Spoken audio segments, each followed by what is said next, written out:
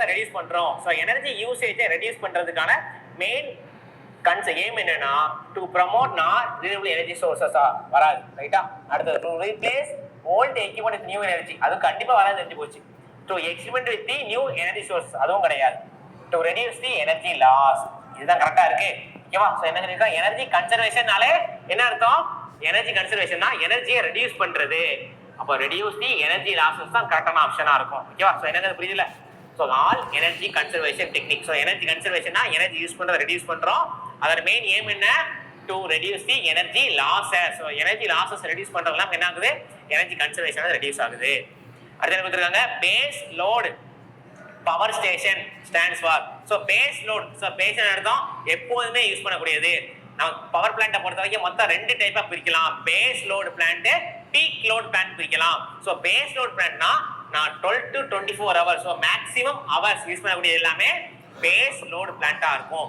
Peak load பிளான்ட்னா 2 to 4 hours use பண்றது எல்லாமே பீக் லோட் பிளான்ட்டா இருக்கும். ஸோ பேஸ்னா எப்போதுமே பேஸ்மெண்ட் அந்த பிளான்ட் எல்லாமே எனக்கு 24 ஹவர்ஸ் ஆப்ரேட் ஆகும். ஸோ தெர்மல் பவர் பிளான்ட்டா இருக்கட்டும், இல்லை நியூக்ளியர் பவர் பிளான்ட்டா இருக்கட்டும், இல்லை ஹைட்ரோ பவர் பிளான்ட் எல்லாமே எனக்கு பேஸ் லோடாக தான் இருக்கும்.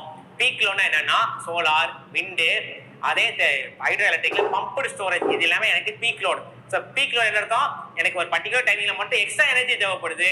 ஸோ டியூரிங் தி ஒரு ஷார்ட் டைம் பீரியட்ல மேக்ஸிமம் எனர்ஜி தேவைப்படுதுன்னா நான் அந்த டைமிங் யூஸ் பண்றது எல்லாமே எனக்கு என்னவா இருக்கும்? பீக் லோட் பிளான்ட்டா இருக்கும். ஸோ டிஃபால்ட்டா 24 ஹவர்ஸ் யூஸ் பண்ணக்கூடியது நமக்கு பேஸ் லோட் பிளான்ட்டா இருக்கும். சரியா? ஸோ அடுத்து என்ன கொடுத்துருக்காங்க? Generating station having a high investment cost and low operating cost. So high investment cost, low operating cost என்னவா எனக்கு பேஸ் லோட் ஸ்டேஷனா இருக்கும். அப்படிதானே? ஸோ பேஸ் லோட் ஸ்டேஷன் என்னவா இருக்கும்? எனக்கு ஃபர்ஸ்டே கொடுக்கக்கூடியது இன்வெஸ்ட்மெண்ட் காஸ்ட் ரொம்ப அதிகமா இருக்கும். ஸோ ஸ்டார்டிங்ல இன்வெஸ்ட் பண்றது ரொம்ப ரொம்ப அதிகமா இருக்கும். அதுக்கப்புறம் ஒன்ஸ் ரன் ஆக ஆரம்பிச்சிச்சுன்னா அதோட ஆப்ரேட்டிங் காஸ்டான ரொம்ப கம்மியா தான் இருக்கும். அதே எனக்கு பீக் லோட் பிளான்ட்னா இன்வெஸ்ட்மெண்ட் கம்மியா இருக்கும், பட் ஆப்ரேட்டிங் காஸ்டானது அதிகமா இருக்கும். சோலாரோ, விண்டோ, இல்ல பம்புடு ஸ்டோரேஜ் பிளான்ட்டை பொறுத்தா எனக்கு ஆப்ரேட்டிங் காஸ்ட் அதிகமா இருக்கும், ஆனா இன்வெஸ்ட்மெண்ட் காஸ்ட் கம்மியா இருக்கும். ஸோ பேஸ் லோட்னா எனக்கு எப்போதுமே ஓடக்கூடியது. அப்ப நான் என்ன பண்ணணும்? ஸோ 24 ஹவர்ஸ் நமக்கு ரன் ஆகுதுன்னா அந்த 24 ஹவர்ஸ்க்கு தேவையான எக்யூப்மெண்ட்ஸை இன்ஸ்டால் பண்ண வேண்டியிருக்கும். ஸோ அதுக்கான ப்ரொடக்டிவ் டிவைசஸை வைக்கணும். அங்கே வரக்கூடிய எனர்ஜியை நான் டிரான்ஸ்மிட் பண்ணணும், இல்லை ஸ்டோர் பண்ணி வைக்கணும். ஸோ அதுக்காக இன்வெஸ்ட்மெண்ட் காஸ்ட் ரொம்ப அதிகமாக இருக்கும் அண்ட் ஆப்ரேட்டிங் காஸ்ட் கம்மியாக தான் இருக்கும். நான் ஒரு வாட்டி இன்ஸ்டால் பண்ணி நான் ஸ்டார்ட் பண்ணி விட்டுட்டேன்னா அந்த பிளான்ட் ஆனது கண்டினியூஸா ரன்னிங் கண்டிஷன் இருக்குமே தவிர அதுக்கடுத்து அதுக்கு எந்த விதமான இன்வெஸ்ட்மெண்ட்டும் பண்ண வேண்டாம். அப்ப ஸ்டார்டிங் இன்வெஸ்ட்மெண்ட் அதிகமா இருக்கும் அண்ட் ஆப்ரேட்டிங் காஸ்ட் ஆனது கம்மியாக இருக்கும். இதுல பேஸ் லோட் ஸ்டேஷன்ல. சரியா? சோ அடுத்து கொடுத்திருக்காங்க power generation of thermal power plant. So thermal power plant என்ன சைக்கிள் இருக்குன்னா பேஸ்ட் ஆன் ரேங்கிங் சைக்கிள். இப்போ ரேங்கிங் சைக்கிள்னா என்ன சார் அப்படின்னா நமக்கு தெர்மல் பவர் பிளான்ட் என்ன நடக்கும்? கோல் ஸ்டோர் பண்ணி வச்சிருப்போம். அந்த கோலானது நமக்கு எங்க வரும்? பாய்லருக்கு வரும். ஸோ பாய்லர்ல அந்த கோலானது எரிய போகுது. அந்த கோல் எரியறதுக்கு எல்லாம் வேணும், எனக்கு ஆக்சிஜன் வேணும். ஸோ அந்த ஆக்சிஜனும் ஹீட்டும் வேணும். ஓகேவா? அந்த ஆக்சிஜன் அண்ட் ஹீட் என்ன பண்ணிருப்போம்? ஏர் கண்டென்சர் வெளியிருந்து ஏர் உள்ள கொடுத்துருப்போம், ஏரை சக் பண்ணி ஏர் உள்ள கொடுத்துருப்போம். ஸோ பாய்லர்ல இந்த கோலானது எரிஞ்சு ஸ்டீம் வாட்டரை ஸ்டீமை கன்வெர்ட் பண்ணும். அந்த வாட்டர் எங்கிருந்து வரும்? நம்மளோட எக்கனாமிக்ஸ் வழியா வாட்டர் வரும். அந்த வரக்கூடிய வாட்டர் ஆனது இந்த ஹீட் மூலியமா ஸ்டீமா மாறும். அந்த ஸ்டீம் ஆனது சூப்பர் ஹீட்டருக்கு போகும். சூப்பர் ஹீட்டர் என்ன பண்ணும்? இந்த ஸ்டீம்ல இருக்கக்கூடிய மாய்ச்சர் கண்டென்ட்டை அப்சர்வ் பண்ணும். அதுக்கடுத்து ஹை ஸ்டீம் ஆனது எங்க போகும்? எனக்கு டர்பைனுக்கு போகும். ஸோ டர்பைன் சுத்தும், டர்பைன்ல இருந்து எலக்ட்ரிக்கல் எனர்ஜி வரும். எக்ஸ்ட்ரா இருக்கக்கூடிய அந்த ஸ்டீம் அகைன் கண்டென்சருக்கு போகும். கண்டென்சர் அந்த ஸ்டீமை கூல் பண்ணி அகைன் வாட்டரா கன்வெர்ட் பண்ணிக்கும். அந்த வாட்டரான திருப்பியும் நமக்கு உள்ள பாய்லருக்கு வரும். ஸோ இந்த சைக்கிளுக்கு பேர் தான் ரேங்கிங் சைக்கிள். ஓகேவா? இப்போ தெர்மல் பவர் பிளான்ட்ல யூஸ் பண்ணக்கூடிய சைக்கிள் நமக்கு என்ன சைக்கிளா இருக்கு? ரேங்கிங் சைக்கிளாக இருக்கு. சரியா? ஸோ எக்ஸ்ட்ரா கொடுத்துருக்காங்க ஒரு மேட்ச் தி ஃபாலோயிங். பேஸ் லோடுக்கும் பீக் லோடுக்கும் மேட்ச் தி ஃபாலோயிங் கேட்டிருக்காங்க. ஸோ பேஸ் லோடு நமக்கு என்னது? Nuclear power plant base load தான். கரெக்ட் தான்? ஏன்னா நமக்கு ஒரு வாட்டி இன்ஸ்டால் பண்றோம், கண்டினியூஸா 24 ஹவர்ஸ் நமக்கு நியூக்ளியர் பவர் பிளான்ட் ஆப்ரேட் ஆகிட்டே இருக்கும். ஸோ டீசல் பவர் பிளான்ட்லாம் வீட்டில் சாச்சுமே ஜென்ரேட்டர் யூஸ் பண்ணுவோம் இல்லையா? அந்த டீசல் பவர் பிளான்ட்ல நமக்கு என்னவா இருக்கும்? பீக் பர்டிகுலர் டைமிங்ல மட்டும் எனக்கு என்ன ஆகுது? மேக்ஸிமம் எனர்ஜி வேணும்னா அந்த டைமிங்ல மட்டும் ஆப்ரேட் பண்ணக்கூடியது பீக் லோட் பிளான்ட்டா இருக்கும். அது டீசல் பவர் பிளான்ட்டும் கேஸ் டர்பைன் பவர் பிளான்ட் ரெண்டுமே நமக்கு என்னது? பீக் லோட் பிளான்ட்டா இருக்கு. ஓகேவா? ஸோ கேஸ் டர்பைன்ங்கிறது நம்ம பீக் லோட்லயே வராது, பேஸ் லோட்லயே வராது. ஸோ பீக் லோட் தான் வரும். அப்போ ஏ ஓடது 1, பிக்கு வந்து 2 கரெக்ட் தான், 3 கரெக்ட் தான். ஸோ A1 B2ங்கிறது இதுதான் கரெக்ட். ஓகேவா? ஸோ இங்கே நமக்கு வராது, இங்கே 3 தான் வரும். ஸோ 1 2 3. ஸோ சி ஓட 3 தான், 2 3மே கரெக்ட் தான். ஓகேவா? ஸோ அடுத்து என்ன கொடுத்துருக்காங்க, which of the following is usually not a generating voltage. So எது வந்து ஜென்ரேட்டிங் வோல்டேஜ் இல்லைன்னு கேட்டிருக்காங்க. ஸோ 9.9 கிலோ வோல்ட் நமக்கு என்ன வராது, ஜென்ரேட்டிங் வோல்டேஜ் வராது. ஏன் 9.9 கிடையாது, மீதி எல்லாமே ஜென்ரேட் பண்ண வோல்டேஜ் தான். ஸோ 6.6 நமக்கு ஜென்ரேட்டிங் வோல்டேஜ் தான், 11 ஜென்ரேட்டிங் வோல்டேஜ் தான், இங்க 13.2 ஜென்ரேட்டிங் வோல்டேஜ் தான். எல்லாமே பாருங்க 1.1 மல்டிபிளா இருக்கும். ஓகேவா? ஸோ இது நமக்கு 1K, இங்கேயும் 1.2K இருக்கும். இங்க நமக்கு 9K வரும். ஸோ 9K நமக்கு என்ன வராது, ஜென்ரேட்டிங் வோல்டேஜ் ரேஞ்சாக வராது. ஓகேவா? ஸோ இந்த 1.1 ரீசன் தான் நமக்கு ஃபார்ம் ஃபேக்டரா இருக்கும். So form factor RMS by average value. அங்கிருந்தா ஃபார்ம் ஃபேக்டர் எடுத்திருப்போம். அந்த ஃபார்ம் ஃபேக்டர்ல இருந்தா இந்த 1.1 நமக்கு வேல்யூ வந்திருக்கும். ஸோ பேஸ் ரெஃபரன்ஸ் எது, இந்த 9.9 கிலோ வோல்ட் தான் நமக்கு என்னவா இருக்காது, ஜென்ரேட்டிங் வோல்டேஜா இருக்காது. ஸோ ரிமைனிங் இருக்க 6.6 கிலோ வோல்ட்டா இருக்கட்டும், 11 கிலோ வோல்ட்டோ இல்ல 13.3 கிலோ வோல்ட் எல்லாமே நமக்கு என்னவா இருக்கும், ஜென்ரேட்டிங் வோல்டேஜாக தான் இருக்கும். சரியா? ஸோ அடுத்த என்ன கொடுத்துருக்காங்க, இன் தெர்மல் பவர் பிளான்ட் எக்கனாமிசர் இது யூஸ் டு. ஸோ எக்கனாமிசர் எதுக்கு யூஸ் பண்றோம்னு கேட்டிருக்காங்க. ஸோ எக்கனாமிசர் எதுக்கு யூஸ் பண்றோம், ஃபீட் வாட்டர் ஹீட்டரா இருக்கு. ஸோ ஃபீட் வாட்டர் ஹீட்டர் தான் நமக்கு எக்கனாமிசர் யூஸ் பண்றோம். ஸோ ஃபீட் வாட்டர் என்னது, ஸோ கண்டென்ஸ் பண்ணி யூஸ் பண்ணாத ஸ்டீமை வாட்டரா மாத்திரும் இல்லையா. ஸோ அந்த வாட்டரை பாய்லர் கொடுக்குறோம். ஸோ அந்த பாய்லர் கொடுக்கும் என்ன பண்ணுது, அந்த எக்கனாமிசர் ஆனது ஃபீட் வாட்டரை ஹீட் பண்ணி கொடுக்குது. இது இப்போ இந்த டிஏல இதே கொஸ்டின் தானே கேட்டிருந்தாங்க சார். இப்போ ஏஇல ஸோ ஏஇ இந்த கொஸ்டின் கேட்டிருந்தாங்க இல்லையா. ஸோ எக்கனாமிக்ஸ் என்ன பண்ணுது, ஃபீட் வாட்டரை ஹீட் பண்ணி கொடுக்குது. That feed water means condense நம்ம யூஸ் பண்ணாத ஸ்டீமை வாட்டரை கன்வெர்ட் பண்ணி வரக்கூடியதான் ஃபீட் வாட்டரா இருக்கும். அந்த ஃபீட் வாட்டர் ஹீட் பண்றதா எக்கனாமிக்ஸ் அப்படிங்கிறது. The part of the steam power plant that extract heat from the flue gases before applying to the boiler is called, இது நமக்கு எக்கனாமிக்ஸர். இதான கரெக்ட். ஸோ நம்ம part of steam power plant that extract heat. So பாயில இருந்து வரக்கூடிய ஹீட்டை தான் என்ன பண்ணுது, எக்கனாமிக்ஸர் வாங்கி வச்சிருக்கு. ஸோ கண்டென்சர் என்னது, எக்ஸ்பிளைன் பண்ண முன்னாடி இந்த கொஸ்டின் எக்ஸ்பிளைன் பண்றதுக்கு முன்னாடி மீதி எல்லா ஆப்ஷனையும் பாருங்க. கண்டென்சர்ங்கிறது ஸ்டீமை வாட்டரா கன்வெர்ட் பண்ணக்கூடியது. ஸோ ட்ராட் சிஸ்டம்னா ஏரை இன்ஜெக்ட் பண்ணக்கூடியது. சூப்பர் ஹீட்டர்னா ஸ்டீம்ல இருக்கக்கூடிய மாய்ச்சர் அதாவது வாட்டர் கண்டென்ட்டை ரிமூவ் பண்ணக்கூடியது. ஓகேவா? ஸோ இங்க ஸ்டீம் பவர் பிளான்ட்ல நமக்கு என்னவா இருக்கு, வரக்கூடிய பாயில இருந்து வரக்கூடிய ஃப்ளூ கேஸை அப்சர்வ் பண்ணிக்குது before applying to the boiler. ஓகேவா? பாயில இருந்து வரக்கூடிய அந்த heat and flue gas absorb பண்ணி என்ன பண்ணும், வரக்கூடிய திருப்பியும் ஃபீட் வாட்டரை ஹீட் பண்ணும். அதுல என்னதுன்னா எக்கனாமிக்ஸ் அந்த வேலையை பார்க்குது. ஸோ பாயில இருந்து வரக்கூடிய ஃப்ளூ கேஸை அப்சர்வ் பண்ணி ஃபீட் வாட்டரை ஹீட் பண்ணுது. இது எக்கனாமிக்ஸர். சரியா?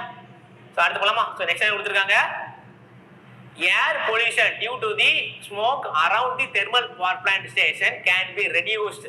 ஸோ தெர்மல் பவர் பிளான்ட் வரக்கூடிய பொல்யூஷனை எப்படி ரெடியூஸ் பண்ணலாம்னு கேட்டிருக்காங்க. With help of electrostatic precipitator. So electrostatic precipitator வச்சு என்ன பண்ணிக்கலாம், தெர்மல் பவர் பிளான்ட் வரக்கூடிய பொல்யூஷன் ரெடியூஸ் பண்ணிக்கலாம். இந்த எலக்ட்ரோஸ்டாட்டிக் பிரிசிபிடேட்டர்ல ரெண்டு விதமான பிளேட் இருக்கும். ஒன்னு பாசிட்டிவ் பிளேட், இன்னொரு நெகட்டிவ் பிளேட். இந்த ரெண்டு பிளேட்டுக்கு இடையில டிசி வோல்டேஜ் அப்ளை பண்ணுவோம். In terms of 20 kilo volt to 100 kilo volt ரேஞ்சில் டிசி வோல்டேஜ் அப்ளை பண்றோம். இப்போ என்ன பண்ணோம், இந்த ஹை வோல்டேஜ் ஆனது இதுல இருக்கக்கூடிய பார்ட்டிகல் எல்லாத்தையும் இந்த வாயுல இருந்து வரக்கூடிய அந்த ஃப்ளூ கேசஸ் அண்ட் இதுல கூடிய டஸ்ட் பார்ட்டிகல்ஸ் அப்சர்வ் பண்ணி அட்மாஸ்பியர்ல வெளியில பொல்யூஷன் ரொம்ப ரெடியூஸ் பண்ணி லோ அமௌண்ட் ஆஃப் பொல்யூஷன் தான் வெளில அட்மாஸ்பியர்ல கொடுக்கும். இப்போ இந்த வேலையை யார் பார்க்கறதுன்னா எலக்ட்ரோஸ்டாட்டிக் பிரிசிபிடேட்டர் அந்த வேலையை பார்க்குது. சரியா? ஸோ ரிமைனிங் பாருங்க, இன்டியூஸ் டிராஃப்ட் ஃபேன் இதெல்லாம் ஏரை உள்ள செட் பண்றதுக்கு economiser feed water heater super heater இருந்தது. அதுல கூடிய மாய்ச்சரை அப்சர்வ் பண்ணக்கூடியது. which of the following is a conventional sources of energy. So thermal தான் கன்வென்ஷனல் சோர்சஸ் ஆஃப் எனர்ஜியா இருக்கும். ஸோ எனர்ஜியை பொறுத்த வரைக்கும் மொத்தம் ரெண்டு டைப் ஆஃப் எனர்ஜி இருக்கு. Conventional sources of energy, non conventional sources of energy. So கன்வென்ஷனல்னா பாரம்பரியம் மிக்கது. இதெல்லாம் நமக்கு தெர்மல், நியூக்ளியர் எல்லாமே நமக்கு கன்வென்ஷனல் சோர்சஸ் ஆஃப் எனர்ஜில வரும். விண்டு, ஃப்ளூ கேஸ் அண்ட் சோலார்லாம் நான் கன்வென்ஷனல். இப்போ ரீசெண்டா டெவலப் பண்ணது எல்லாமே நான் கன்வென்ஷனல். இந்த கன்வென்ஷனல் யூஸ் பண்ற எல்லா சோர்ஸ் நமக்கு என்னவா இருக்கும்னா மெஜாரிட்டி நான் ரினியூவபிளா இருக்கும். நான் கன்வென்ஷனல் வரது எல்லாமே ரினியூவபிளா இருக்கும். ஸோ இதை வச்சு என்ன பண்ணிக்கலாம், லிங்க் பண்ணி கொஸ்டினை கேட்கலாம். எது கன்வென்ஷனல், எது நான் கன்வென்ஷனல், எது ரினியூவபிள், எது நான் ரினியூவபிள் அப்படிங்கிற பார்ட்ல கேட்கலாம். சரியா? ஸோ அடுத்து என்ன கொடுத்துருக்காங்க, the function of condenser in thermal power plant. So condenser வர ஃபங்க்ஷன் கேட்டிருக்காங்க. கண்டென்சர் என்ன பண்ணுது, இப்பதான் பார்த்தோம். ஸோ வரக்கூடிய ஸ்டீமை கன்வெர்ட் பண்ணி ஸ்டீம் அகைன் இன்டோ வாட்டரா மாத்துது. அதோட வேலை தான் கண்டென்சர். ஸோ வெளியிருந்து வரக்கூடிய பாயில இருந்து வரக்கூடிய ஸ்டீமை டர்பைன் சுத்தி ஹீட்டை நமக்கு எலக்ட்ரிசிட்டியை ப்ரொடியூஸ் பண்ணிடுது. அப்ப டர்பைன்ல இருந்து மீதி யூஸ் ஆகாத ஸ்டீமை வாட்டரா கன்வெர்ட் பண்ணக்கூடியதான் கண்டென்சர். ஓகேவா? அதான் அதோட ஃபங்க்ஷன். நெக்ஸ்ட் கொடுத்துருக்காங்க, which type of fan between the dust collector and chimney. இந்த டஸ்ட் கலெக்டருக்கும் சிம்னிக்கு என்ன ஃபேன் இருக்கு, இன்டியூஸ்ட் டிராஃப்ட் ஃபேன் இருக்கு. ஸோ டஸ்ட் கலெக்டர் இருக்கும். சிம்னிக்கும் இடையில் என்ன ஃபேன் இருக்குன்னா இன்டியூஸ்ட் டிராஃப்ட் ஃபேன் தான் நம்ம யூஸ் பண்ணிட்டு இருக்கோம். சரியா? ஸோ அடுத்து என்ன இருக்கு? Thermal power plant, the feed water heater, super heater and air preheater mainly used to எதுக்கு யூஸ் பண்ணணும்னு கேட்டிருக்காங்க. ஸோ ஃபீட் வாட்டர் என்ன பண்ணுது? ஃபீட் வாட்டர் ஹீட்டர்னா எக்கனாமிக்ஸ் தானே, இதெல்லாம் யூஸ் பண்ணா நமக்கு என்ன நடக்குதுன்னு கேட்டிருக்காங்க. சூப்பர் ஹீட்டர் என்ன பண்ணுது? நம்மள வரக்கூடிய ஸ்டீம்ல இருந்து இருக்கக்கூடிய மாய்ச்சரை அப்சார்ப் பண்றதுதான் சூப்பர் ஹீட்டரா இருக்கு. ஏர் ப்ரீ ஹீட்டர்னா வெளியில வரக்கூடிய ஏரை ஹீட் பண்ணி கொடுக்குது. இதெல்லாம் எதுக்கு? எனக்கு increase the efficiency of the plant. So இது பண்றதுனால என்ன ஆகுது? பிளான்ட்டோட எஃபிஷியன்சி ஆனது இன்க்ரீஸ் ஆகுது. கரெக்ட் தானே? ஸோ அந்த சூப்பர் ஹீட்டர் இல்லைன்னா என்ன வரும்? வரக்கூடிய எனர்ஜியை அந்த வரக்கூடிய ஸ்டீம் அப்படியே கொடுத்துருப்போம். அதுக்கடுத்து ஃபீட் வாட்டர் இல்லைன்னா, ஃபீட் வாட்டர் ஹீட் இல்லைன்னா நம்ம என்ன பண்ணிருப்போம்? வரக்கூடிய வாட்டரை அப்படியே கொடுப்போம். அந்த வாட்டர் ஆனது கோல்டு வாட்டரா இருக்கும். நான் கோல்டு வாட்டர் ஸ்டீமா மாத்துறதுக்கும் ஒரு ஹாட் வாட்டரை ஸ்டீமா மாத்துறதுக்குமான எஃபிஷியன்சி எனர்ஜி வேஸ்ட் லாஸ் ஆகுது. ஸோ இதெல்லாம் பண்றது மூலியமா நம்மளோட பிளான்ட்டோட எஃபிஷியன்சியை இன்க்ரீஸ் பண்ணிக்கிறோம். சரியா?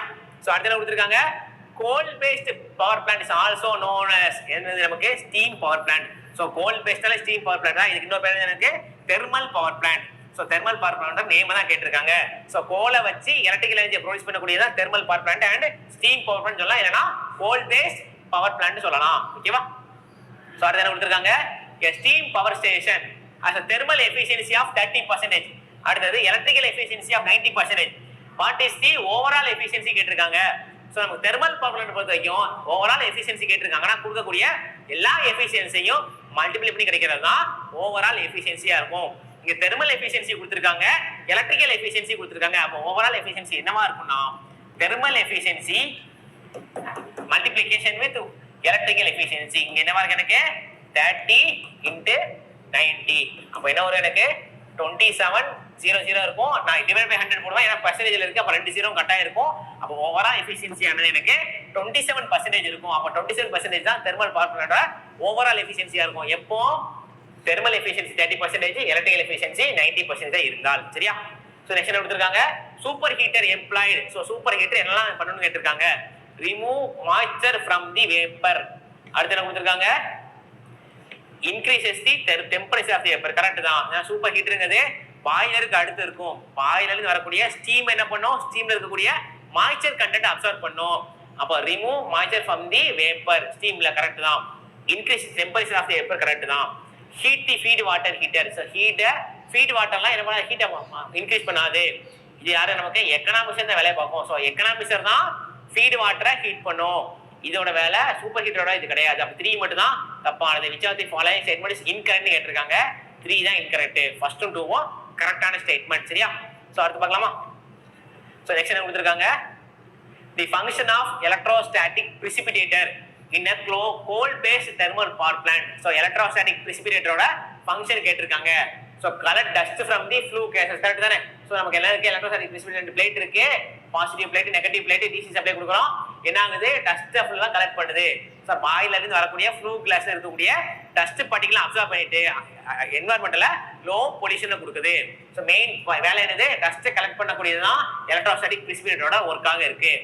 அடுத்து என்ன கொடுத்திருக்காங்க? the pH value of the water used for boiler of the thermal power plant. So thermal power plant use பண்ணக்கூடிய வாட்டரோட pH வேல்யூ கேட்டிருக்காங்க. pH வேல்யூ எவ்வளவு இருக்கு? slightly more than 0.7 இருக்கும். ஓகேவா? சோ நம்ம யூஸ் பண்றது எல்லாமே 0.7 இருக்கும். பட் அங்க அந்த யூஸ் பண்ற வாட்டர் எல்லாமே எனக்கு என்னவா இருக்கும்? ஹார்ட் வாட்டரா இருக்கும். சோ ஹார்ட் வாட்டர் எல்லாமே நமக்கு pH வேல்யூ greater than 7 ஆக இருக்கும். சரியா?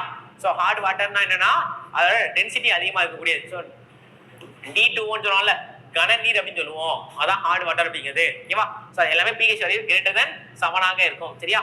சோ அடுத்து என்ன கொடுத்திருக்காங்க? the location of the steam generating station is determined by.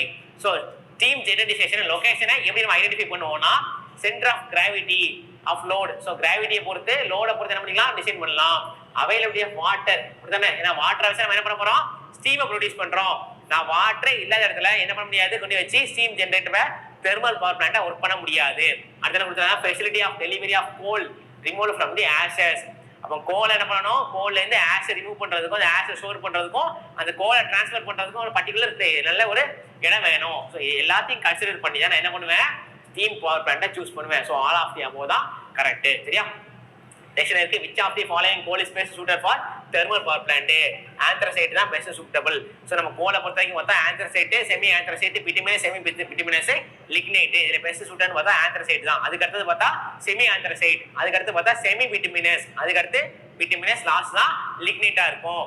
So இதுல என்ன கோல் மோஸ்ட் சூட்டபிள்னா anthracite கோல் தான் மோஸ்ட் சூட்டபிளாக இருக்கும். சரியா? சோ அடுத்து என்ன கொடுத்திருக்காங்க, Francis turbine is usually used for. So Francis turbine எங்க யூஸ் பண்றோம்னா medium head installation from the 30 metre to 180 மீட்டரா இருக்கும். நம்ம டர்பைனை பொறுத்த வரைக்கும் என்னென்ன டர்பைன் இருக்கு, பிரான்சிஸ் டர்பைன், கெப்லான் டர்பைன், அடுத்து என்ன சொல்லியிருப்போம், பெல்டான் டர்பைன் இருக்கு. எந்த டர்பைனை எந்த ஹெட்ல யூஸ் பண்றாங்கன்னு தெரிஞ்சிருக்கணும். ஸோ பேஸ்ட் ஆன் ஹெட்டை பொறுத்து hydroelectric power plant low head, medium head, high ஹெட்னு பார்த்துருப்போம். ஸோ லோ ஹெட்னா அப் டு 30 மீட்டர் வரைக்கும் உள்ளது லோ ஹெட், மீடியம் ஹெட்னா 30 to 180 இல்ல சில இடத்துல 30 to 100 கொடுத்துருப்பாங்க. ரெண்டுமே நமக்கு மீடியம் ஹெட்ல வரும். அப்போ கிரேட்டர் தென் 180னா எனக்கு ஹை ஹெட்டா இருக்கும். அவங்க யூஸ் பண்றது பிரான்சிஸ் டர்பைன். ஸோ பிரான்சிஸ் டர்பைனை மீடியம் ஹெட்ல யூஸ் பண்ணுவாங்க. சரியா? ஸோ அடுத்து என்ன கொடுத்துருக்காங்க, in hydro electric plant surge tank is provided for protection of penstock. So surge tank எதுக்கு யூஸ் பண்றோம், பென்ஸ்டோக்கை ப்ரொடெக்ஷன் பண்றது தான். ஸோ சர்ஜி டேங்க்ங்கிறது இங்க நமக்கு பென்ஸ்டோக் இருக்குன்னா இந்த பென்ஸ்டோக் முன்னாடி ஒரு டேங்க் வச்சிருப்பாங்க. இந்த டேங்கோட வேலை என்ன, இந்த வால்வ்ல இந்த பென்ஸ்டோக்ல வாட்டர் அதிகமா இருந்தா அந்த வாட்டரை அப்சர்வ் பண்ணி இந்த டேங்க்ல ஸ்டோர் பண்ணி வச்சுக்கும். இன்கேஸ் இந்த பென்ஸ்டோக்ல வாட்டர் கம்மியான மாதிரி தெரிஞ்சா இதுல இருக்க வாட்டரை ஃப்ளோ பண்ணி விடும். அப்ப இந்த பென்ஸ்டோக்குள்ள பிரஷரை மெயின்டைன் பண்ணக்கூடிய வேலையை பார்க்கறதா யாரு, சர்ஜ் டேங்க் அப்படிங்கிறது. அப்ப சர்ஜ் டேங்க் என்னவா இருக்கு, இந்த பென்ஸ்டோக்கு ஒரு ப்ரொடெக்டிங் டிவைஸ் மாதிரி யூஸ் பண்ணிட்டு இருக்கோம். ஸோ பென்ஸ்டோக்ல பிரஷரை கான்ஸ்டன்டா மெயின்டைன் பண்றதுக்கும், பிரஷர் இன்க்ரீஸ் ஆனா அங்கிருந்து வாட்டரை எடுத்துக்கும், பிரஷர் குறைஞ்சதுன்னா இங்கிருந்து வாட்டரை கொடுத்துக்கும். அப்போ hydro electric power plant surge tank is provided for the protection of penstock. சரியா? ஸோ அடுத்து என்ன கொடுத்துருக்காங்க, ஹைட்ரோ எலக்ட்ரிக் ஜெனரேட்டர்ஸ் ஆர் என்ன யூஸ் பண்றோம், சாலியன் போல் டைப்பா இருக்கு. ஏன் இங்க யூஸ் பண்ற எல்லாமே நமக்கு லோ ஸ்பீட் அல்டர்னேட்டரா இருக்கும். ஸோ ஹை ஸ்பீட் அல்டர்னேட்டர்னா நான் சாலியன் போல் யூஸ் பண்ணிருப்போம். ஸோ சாலியன் போலுங்கிறது லோ ஸ்பீட் அல்டர்னேட்டரா இருக்கும். அதுதான் நம்ம ஹைட்ரோ அல்டர்னேட்டர்னு சொல்லுவோம். ஹைட்ரோ எலக்ட்ரிக் ஜெனரேட்டர் யூஸ் பண்ற எல்லாமே எனக்கு சாலியன் போல் டைப்பா இருக்கும். Next the dam surge tank எதுல வரும்னு கேட்டிருக்காங்க. ஸோ சர்ஜ் டேங்க் என்ன பாப்புலர்ல வரும், ஹை ஹெட் ஹைட்ரோல தான் வரும். ஏன்னா லோ ஹெட் மீடியம் ஹெட் நமக்கு என்ன வராது, அந்த பென்ஸ்டோக்குள்ள பிரஷர் இன்க்ரீஸ் ஆகாது. ஏன்னா லோ ஹெட்லையும் மீடியம் ஹெட்லையும் நமக்கு பென்ஸ்டோக்கோட டிஸ்டன்ஸ் கம்மியா தான் இருக்கும், ஹெட்டோட ஹைட்டே கம்மியா தான் இருக்கும். ஸோ 30 இல்ல 100 மீட்டர் ஹெட்ல தான் இருக்கும். அப்ப ஹெட் நமக்கு இன்க்ரீஸ் ஆகுதான் அந்த பென்ஸ்டோக்கு இடையில இருக்க பிரஷர் இன்க்ரீஸ் ஆகும். பென்ஸ்டோக்கோட பிரஷர் மெயின்டைன் பண்றது என்ன பண்றோம், சர்ஜ் டேங்க் யூஸ் பண்றோம். இப்போ high head hydro power plant use பண்ணக்கூடியதான் சர்ஜ் டேங்காக இருக்கும். சரியா? அடுத்து என்ன கொடுத்துருக்காங்க, the sudden change in the pressure penstoke due to the sudden reduction in the load avoided using.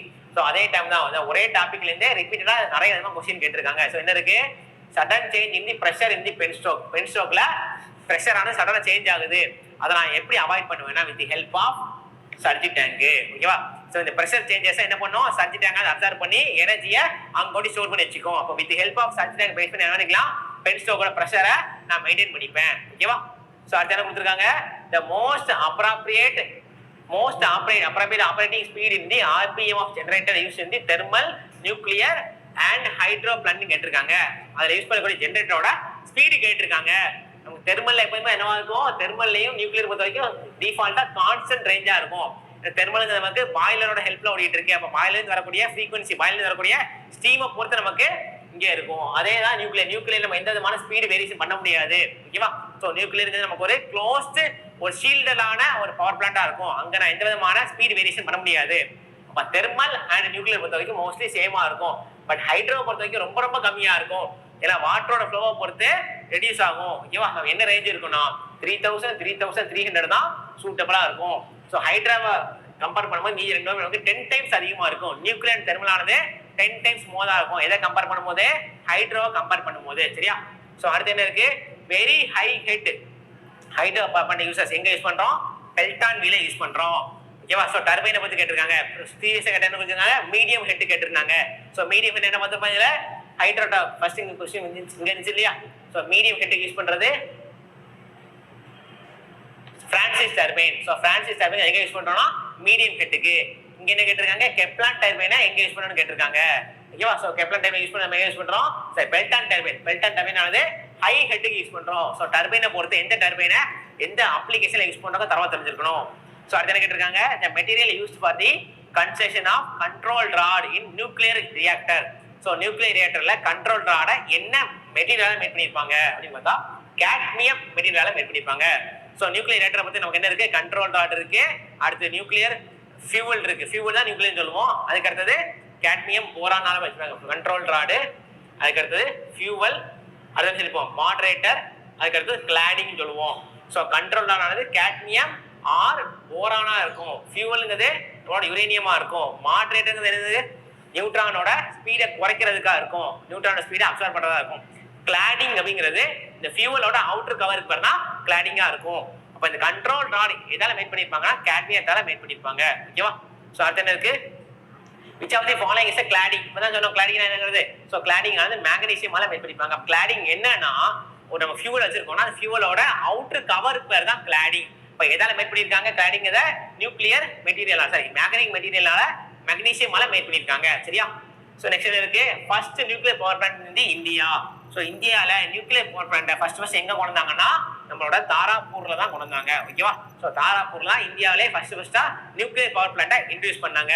Nuclear power எங்க வந்துச்சுன்னா இதுக்கப்புறம் வந்தாதான் மீதி எல்லாம் கல்பாக்கம் வரக்கூடியதா இருக்கும், எல்லாமே நமக்கு அதுக்கு அடுத்து வந்தக்கூடிய பவர் பிளான்டா இருக்கும். அப்ப தாராப்பூர் பவர் பிளான்ட் தான் இந்தியாவில ஃபர்ஸ்ட் வந்தக்கூடிய நியூக்ளியர் பவர் பிளான்டாக இருக்கிறது. ஸோ அது என்ன கொடுத்தாங்க, dash is use in the nuclear power reactor slow down the neutron. So நியூட்ரானை ஸ்லோ டவுன் பண்றது என்ன யூஸ் பண்றோம், கிராஃபைட்டை யூஸ் பண்றோம். இதுக்கு பேர் என்னது, மாடரேட்டரா. ஸோ மாடரேட்டரா என்ன பண்ணும், நியூட்ரானை ஸ்லோ டவுன் பண்ணுது. அதே இதை நியூட்ரானை அப்சர்வ் பண்ண நமக்கு என்னவாயிரும், எனக்கு கண்ட்ரோல் ராடா மாறிடும். ஸோ கண்ட்ரோல் ராட் அண்ட் மாடரேட்டரா இருக்கும். ஸோ கண்ட்ரோல் ராட் ஆனது நியூட்ரானை அப்சர்வ் பண்றது, நியூட்ரானை ஸ்லோ பண்ணிச்சுன்னா அது மாடரேட்டர். அப்ப மாடரேட்டரா என்ன மெட்டீரியலா யூஸ் பண்ணிப்பாங்கன்னு பார்த்தா என்னவா இருக்கும், கிராஃபைட்டா இருக்கும். இப்போ கிராஃபைட்டை வச்சுதான் என்ன பண்றாங்க, மாடரேட்டர் மேட் பண்ணிருக்காங்க. அடுத்து which power plant has a high maintenance cost? எதுக்கு மெயின்டெனன்ஸ் ஆனது ரொம்ப ரொம்ப அதிகமா வரும்னு கேட்டிருக்காங்க. ஸோ எதுக்கு மெயின்டெனன்ஸ் அதிகமா இருக்கு, நியூக்ளியர் பவர் பிளான்ட் தான் எனக்கு என்னவா இருக்கும், மெயின்டெனன்ஸ் காஸ்ட் ஆனது அதிகமா இருக்கும். ஓகேவா? சரி நமக்கு என்ன பண்ணணும், அதுல இருக்கக்கூடிய கண்ட்ரோல் ராடையும் கிளாடிங்கா இருக்கட்டும், கண்ட்ரோல் ராடா இருக்கட்டும், மாடரேட்டா இருக்கட்டும், எல்லாத்தையும் நம்ம என்ன பண்ணணும், ப்ராப்பரா செக் பண்ணிட்டே இருக்கணும். அப்போ மெயின்டெனன்ஸ் காஸ்ட் ஆனது எனக்கு ரொம்ப ரொம்ப அதிகமா இருக்கு இதுல நியூக்ளியர் பவர் பிளான்ட்ல. ஓகேவா? ஸோ அடுத்து போலாமா? ஸோ நெக்ஸ்ட் என்ன கொடுத்துருக்காங்க, the reflector of the nuclear reactor are made of. Reflector எதால மேட் பண்ணிருக்காங்க கேட்டிருக்காங்க. ஸோ ரிஃப்ளெக்டர் ஆனது எனக்கு பெரிலியம் மெட்டீரியலால மேட் பண்ணிருப்பாங்க. இந்த ரிஃப்ளெக்டர் எங்க இருக்கும்னா ஃபர்ஸ்ட் நியூக்ளியர்ல ஒரு அவுட்டர் கவர் இருக்கும், இந்த அவுட்டர் கவர் பேர் ஷீல்டு, அந்த ஷீல்டுக்குள்ள ரிஃப்ளெக்டர் இருக்கும், ரிஃப்ளெக்டருக்குள்ள தான் ரியாக்டர் கோர் இருக்கும், அந்த கோர்ல தான் fuel rod, control rod, cladding, அதுக்கடுத்து மாடரேட்டர் எல்லாமே இருக்கும். ஸோ அந்த ரிஃப்ளெக்டரோட வேலை என்னன்னா இதுல இருந்து ஏதாவது ஒரு இன்கேஸ் ஏதாவது நியூக்ளியர் ரியாக்டர் ஏதாவது எலக்ட்ரான் வெளியில வந்துச்சுன்னா இது அந்த ஷீல்டை விட்டு வெளியில வராம அகைன் உள்ள கொண்டு போய் விட்டுருவோம். ஸோ அதுக்கு பேர் ரிஃப்ளெக்ட் ஆகி திருப்பி உள்ள கொடுக்கறதுக்கு பேர் தான் ரிஃப்ளெக்டர். அப்போ எதால மேட் பண்ணிருக்காங்க, பெரிலியம் மெட்டீரியலால மேட் பண்ணதான் ரிஃப்ளெக்டரா இருக்கும். சரியா? நெக்ஸ்ட் கொடுத்துருக்காங்க main atomic fuel common use in nuclear power plant. இப்போ நியூக்ளியர் பவர் பிளான்ட்ல யூஸ் பண்ணக்கூடிய மேஜரான ஃபியூவல் கேட்டிருக்காங்க. என்ன ஃபியூவலா இருக்கு, யுரேனியம் 235 தான் நம்மளோட நியூக்ளியர் பவர் பிளான்ட் கூடிய மேஜரான ஃபியூவலா இருக்கும். ஸோ யுரேனியம் 236 இல்லை 239 புளூட்டோனியம் எல்லாமே எனக்கு மெயின் ஃபியூவல் கிடையாது, எல்லாமே நமக்கு எக்ஸ்ட்ரா இருக்கக்கூடிய ஆக்சிலரி ஃபியூவலா இருக்கும். ஸோ மெயின் ஃபியூவல் ஆனது யுரேனியம் 235 இருக்கும். ஸோ யுரேனியம் 235 யூஸ் பண்ணி என்ன பண்ணிருப்பாங்க, நியூக்ளியர் ஃபிஷன் நடக்கும். ஸோ நியூக்ளியர் ஃபிஷன் வச்சு தான் நமக்கு என்ன ஆகுது, நியூக்ளியர் பவர் பிளான்ட் ஆனது ஒர்க் ஆகுது. நியூக்ளியர் ஃபியூஷன்னா என்ன ஆகும், நமக்கு எல்லா விதமா எலக்ட்ரான் சேர்ந்து வருது, நியூக்ளியர் ஃபியூஷன் ஆகும். நியூக்ளியர் ஃபிஷன்னா அந்த நியூக்ளியர் இந்த யுரேனியம் வந்து பிரேக் ஆகி சிங்கிள் பார்ட்டா வரதுனால தான் நியூக்ளியர் ஃபிஷன். அப்படி சிங்கிள் பார்ட்டா பிரிக்கிறதுனால என்ன ஆகுது, அதிகபட்சம் எனர்ஜி வருது. அந்த எனர்ஜியை வச்சு என்ன பண்ணிருப்பாங்க, வாட்டரை ஸ்டீமை கன்வெர்ட் பண்ணுவாங்க, அந்த ஸ்டீமை வச்சு டர்பைனை ரன் பண்ணுவாங்க. இதுதான் நியூக்ளியர் பவரோட பேசிக்கான ஒர்க்கிங் பிரின்சிபலா இருக்கும். ஓகேவா? சோ நெக்ஸ்ட் கொடுத்திருக்காங்க which of the following power plant has a highest running cost? எதுக்கு நிறைய ரன்னிங் காஸ்ட் இருக்குன்னா எனக்கு டீசல் பவர் பிளான்ட் தான் ரன்னிங் காஸ்ட் அதிகமா இருக்கும். ஏன் ரன்னிங் காஸ்ட் அதிகமா இருக்கு, சோ டீசல் பவர் பிளான்ட் பொறுத்த வரைக்கும் நம்ம என்ன பண்ண வேண்டியிருக்கு, டீசலை இன்புட்டா கண்டினியூஸா கொடுத்துட்டே இருக்கணும்.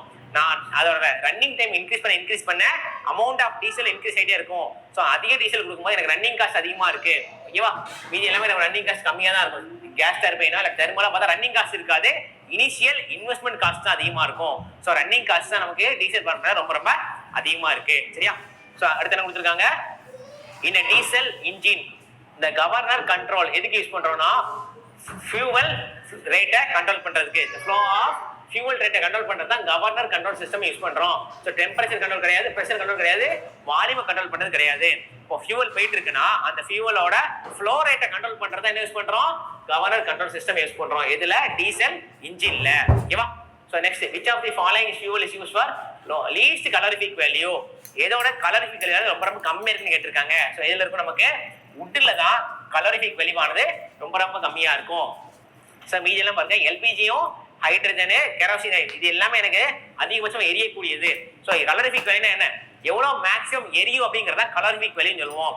நமக்கு எல்பிஜியும் எரியக்கூடியதான், ஹைட்ரஜன் எரியக்கூடியதான், கெரோசின் ஆயிலும் எரியக்கூடியதான். இப்ப எதுல ரொம்ப ரொம்ப கம்மியா இருக்குன்னா உட் தான் நமக்கு எரியக்கூடியது. உட்ல பார்த்தா எரியக்கூடியது நமக்கு ரொம்ப ரொம்ப கம்மியா இருக்கும். அப்ப உட்டோட கலரிஃபிக் வேல்யூ தான் ரொம்ப ரொம்ப லோ வேல்யூவாக இருக்கும். சரியா? சோ அடுத்து என்ன கொடுத்திருக்காங்க, which type of following product is most for spark plug? So spark பிளக்ல யூஸ் பண்ணக்கூடிய மெட்டீரியல் கேட்டிருக்காங்க. which type of the following product used to make the insulation in the spark plug? Spark பிளக்ல use பண்ணக்கூடிய இன்சுலேஷனோட material கேட்டிருக்காங்க. Nickel அலாயா, போர்சலினா, glass ஃபைபரானு கேட்டிருக்காங்க. ஸோ போர்சலின் மெட்டீரியலா இருக்கும். ஸோ இன்சுலேஷன் யூஸ் பண்ண எல்லாமே எனக்கு போர்சலினா இருக்கும். இந்த போர்சலின் தான் ஸ்பார்க் பிளக்ல இன்சுலேட்டரா யூஸ் பண்றாங்க. ஸோ நம்ம டீசல் இன்ஜின்ல தான் ஸ்பார்க் பிளக் இருக்கும். அந்த டீசல் இன்ஜின்ல ஸ்பார்க் பிளக், அந்த ஸ்பார்க் ஆனது அந்த ஸ்பார்க்கை ப்ரொடக்ட் பண்றதுக்கு யூஸ் பண்ணுற மெட்டீரியல் தான் போர்சலின் அப்படிங்கிறது. சரியா? ஸோ நெக்ஸ்ட் கொடுத்துருக்காங்க, gas, diesel, pump storage plants are used in. என்ன பிளான்ட்? இது எல்லாமே எனக்கு பீக் லோட் பிளான்ட். ஸ்டார்டிங்ல பார்த்தோம் இல்லையா? சோ இது எல்லாமே நமக்கு பீக் லோட் பிளான்ட்டா இருக்கும். So power plant base load plant, peak load plant பார்க்கலாம். பேஸ் லோட்னா 24 ஹவர்ஸ் யூஸ் பண்ணக்கூடியது, பீக் லோட்னா ஒரு பர்టిక్యులர் டைம்ல யூஸ் பண்ணக்கூடியது. சோ கேஸா இருக்கட்டும், டீசல், பம்ப் ஸ்டோரேஜ் எல்லாமே எனக்கு என்னவா இருக்கும்? பீக் லோட் பிளான்ட்டா இருக்கும். ஒரு ஷார்ட் டியூரேஷன்ல நம்ம எனர்ஜி தேவைக்காக யூஸ் பண்றோம். அதான் நமக்கு என்னது? பீக் லோட் பிளான்ட் அப்படிங்கிறது. சரியா? சோ அடுத்து என்ன கொடுத்திருக்காங்க, the gas turbine power plant is best suitable for. So gas turbine எதுக்கு யூஸ் பண்றோம்? அதுவும் நமக்கு பீக் லோட் தான். சோ பேஸ் லோட்னா மூணே ஒரு பவர் பிளான்ட் தான் இருக்கும். தெர்மல், நியூக்ளியர், ஹைட்ரோ மட்டும்தான். அதே ஹைட்ரோல பம்ப்டு ஸ்டோரேஜ் நமக்கு பீக் லோடா வந்துரும். கேஸ் டர்பைனும் பீக் லோடா வந்துரும். டீசல் இன்ஜினும் எனக்கு பீக் லோடாக வந்துரும். சோ பீக் லோட் எல்லாமே ஒரு பர்టిక్యులர் டைமிங்க்கு மட்டும் யூஸ் பண்ணக்கூடியதா இருக்கும். சரியா? சோ அடுத்து என்ன இருக்கு, why regenerator is used in gas turbine power plant? So gas turbine power plantல எதுக்கு ரீஜெனரேட்டர் யூஸ் பண்றோம் அப்படிங்கிறது, to recover heat from the exhaust gas. So வெளிய வரக்கூடிய எக்ஸாஸ்ட் கேஸ இருக்கக்கூடிய ஹீட் என்ன பண்றோம்? அப்சர்வ் பண்ணி அகைன் என்ன பண்றோம்? நம்மளோட டர்பைனுக்கு கொடுப்போம். சோ அதுதான் நமக்கு இது ரீஜெனரேட்டர்னு சொல்லுவோம். சோ பேர்ல இருக்க ரீஜெனரேட்டர், ஆல்ரெடி இருக்கக்கூடிய எனர்ஜியை அகைன் அப்சர்வ் பண்ணி பேக் இன்டு இன்புட்ல கொடுக்குறோம். ரீஜெனரேஷன், ரீஜெனரேஷன் வேல்யூங்கிறது தான் regenerator. to recover heat from exhaust gas. exhaust gas ல வரக்கூடிய ஹீட் அப்சர்வ் பண்ணி உள்ள கொடுக்கிறதுக்கு அதுதான் நமக்கு என்னது? ரீஜெனரேட்டரா இருக்கு. the gas turbine works on என்ன பிரின்சிபல்ல ஒர்க் ஆகுதுன்னு கேட்டிருக்காங்க. சோ ரைட் ஹேண்ட் சைக்கிள்ல தான் நமக்கு என்ன ஆகுது? கேஸ் டர்பைன் ஒர்க் ஆகுது. தெர்மல் பவர் பிளான்ட்னா ரேங்கிங் சைக்கிளா இருக்கும். கேஸ் டர்பைன்னா ரைட் ஹேண்ட் சைக்கிளா இருக்கும். ஓகேவா? சோ மீதி எல்லாமே டூயல் சைக்கிள் கிடையாது. ரேங்கிங் சைக்கிள்ங்கிறது தெர்மல் பவர் பிளான்ட்டோடது. இங்க கார்டான் சைக்கிள்ங்கிறது இன்ஜின், டீசல் இன்ஜினோட தான் கார்டான் சைக்கிள் அப்படிங்கிறது. சோ பைட்டன் சைக்கிள்ங்கிறது நமக்கு கேஸ் டர்பைன் பவர் பிளான்ட்டோட தான் இருக்கும். சரியா? சோ அடுத்து என்ன கொடுத்திருக்காங்க, compressor used in the gas turbine.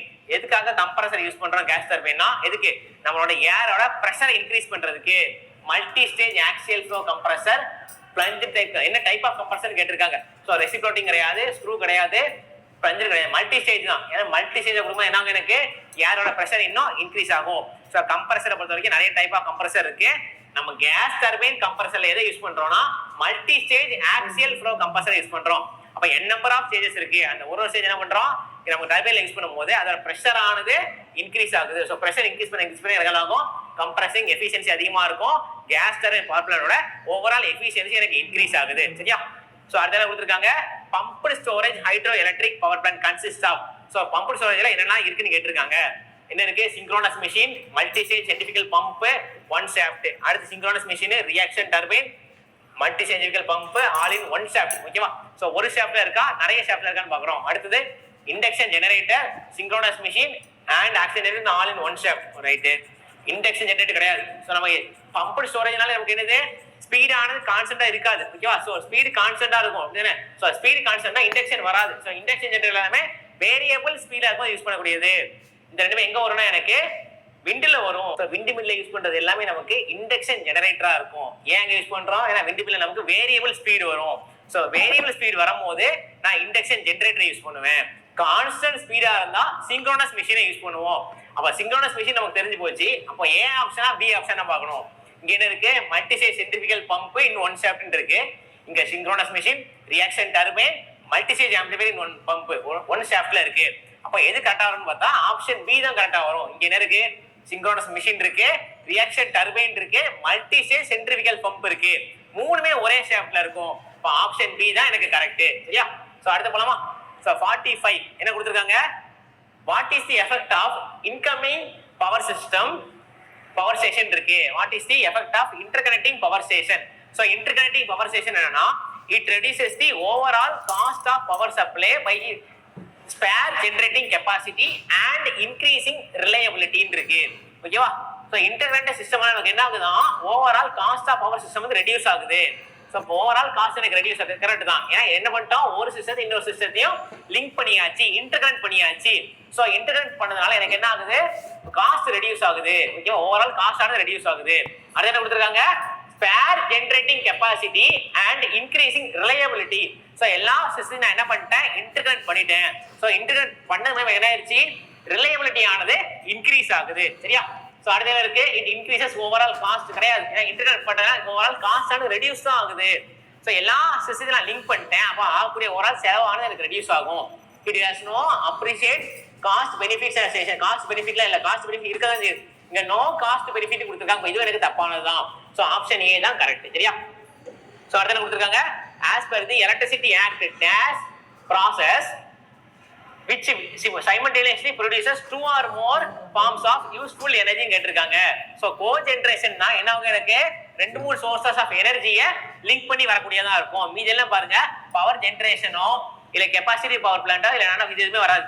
So as per electricity act, cogeneration means process of simultaneous two or more ரெண்டு மூணு ஃபார்ம் ஆஃப் எனர்ஜி சோர்ஸஸை லிங்க் பண்ணி ஒரு சிங்கிள் எனர்ஜி சோர்ஸை மாத்திரோம்னா அதுக்கு பேர் வந்து கோஜெனரேஷன். ஸோ கோஜெனரேஷன் நேம் இருக்கா, cogeneration. Two or more sources of energy, அந்த ரெண்டு மூணு சோர்சஸ் ஆஃப் எனர்ஜியை மிக்ஸ் பண்ணி என்ன பண்றோம், நம்மளோட எனர்ஜி எஃபிஷியன்சி யூஸ் பண்ணிட்டு இருக்கோம். சரியா? அது என்ன கொடுத்திருக்காங்க, which of the following is a conventional way of generating electrical energy. So thermal energy தான் கன்வென்ஷனல் வே ஆஃப் எனர்ஜியா இருக்கும். ஸோ டைடலா இருக்கட்டும், விண்டிலா எல்லாமே நமக்கு நான் கன்வென்ஷனலா இருக்கும். ஸோ இந்த கன்வென்ஷனல் நான் கன்வென்ஷனல் அடுத்தது என்ன கொடுத்துருப்பாங்கன்னா ரினியூவபிள் நான் ரினியூவபிள் இருக்கும். ஸோ ரினியூவபிள் எனர்ஜி சோர்ஸ் எல்லாமே நம்ம என்னவா இருக்கும், சோலார் விண்ட் எல்லாமே எனக்கு ரினியூவபிள்ல வரும். இப்ப எதெல்லாம் நான் கன்வென்ஷனல் வருதோ அந்த நான் கன்வென்ஷனல் வரது எல்லாமே எனக்கு ரினியூவபிளா இருக்கும். ஸோ கன்வென்ஷனல் வரக்கூடிய எல்லாமே எனக்கு நான் ரினியூவபிளாக இருக்கும். சரியா? ஸோ நெக்ஸ்ட் என்ன கொடுத்துருக்காங்க, in fuel cell dash energy is converted into electrical energy. அப்போ ஃபியூவல் செல்ல எந்த எனர்ஜியை என்ன எனர்ஜியா மாத்துறோம்னு கேட்டிருக்கு. இப்போ கெமிக்கல் எனர்ஜியை எலக்ட்ரிக்கல் எனர்ஜியா கன்வெர்ட் பண்றோம். ஓகேவா? ஸோ அதுதான் ஃபியூவல் செல் நடக்கக்கூடியது. இப்போ ஃபியூவல் செல்லை பொறுத்த வரைக்கும் என்ன எனர்ஜியா மாறுது, கெமிக்கல் எலக்ட்ரிக்கலா மாறுது. அதே பேட்டரியா இருந்தா பேட்டரி டிஸ்சார்ஜ் ஆகும்போது சார்ஜ் ஆகும்போது இருக்கும். ஸோ பேட்டரி டிஸ்சார்ஜ் ஆகுதுன்னா chemical to electrical, battery charge ஆகுதுன்னா எலக்ட்ரிக்கல் டு கெமிக்கலா இருக்கும். ஓகேவா? இந்த ரெண்டு நமக்கு அப்படியே ஆப்போசிட்ல இருக்கும். ஸோ அடுத்து பார்க்கலாமா, which of the following is not a parameter of solar cell data sheet. அப்போ சோலார் செல்லோட டேட்டா ஷீட்ல எது எனக்கு கிடையாதுன்னு கேட்டிருக்காங்க. ஸோ இது எனக்கு voltage at the maximum power point, short circuit current at the maximum power point, இது எல்லாமே எனக்கு சோலார் செல்லோட டேட்டா ஷீட்ல இருக்கும். எது இருக்காதுன்னு பார்த்தா இங்க இது இல்லையா, ஷார்ட் சர்க்யூட் வோல்டேஜ் இருக்கா. இந்த ஷார்ட் சர்க்யூட் வோல்டேஜ் தான் எனக்கு என்ன இருக்காது, இந்த சோலார் செல்லோட டேட்டா ஷீட்ல இருக்காது. ஷார்ட் சர்க்யூட் பத்தி நமக்கு என்ன வராது, இது நமக்கு தெரியலனாலும் நம்ம என்ன பண்ணலாம், இந்த ஆப்ஷனை ரீட் பண்ணியே எலிமினேட் பண்ணலாம். ஏன்னா ஷார்ட் சர்க்யூட்டை பொறுத்த வரைக்கும் கரண்ட் தான் மேக்ஸிமமா இருக்குமே தவிர வோல்டேஜ் மினிமமா இருக்கும். அப்போ வோல்டேஜ் ஆனது லோவா தான் இருக்கும், கரண்ட் தான் மேக்ஸிமமாக இருக்கும். சரியா?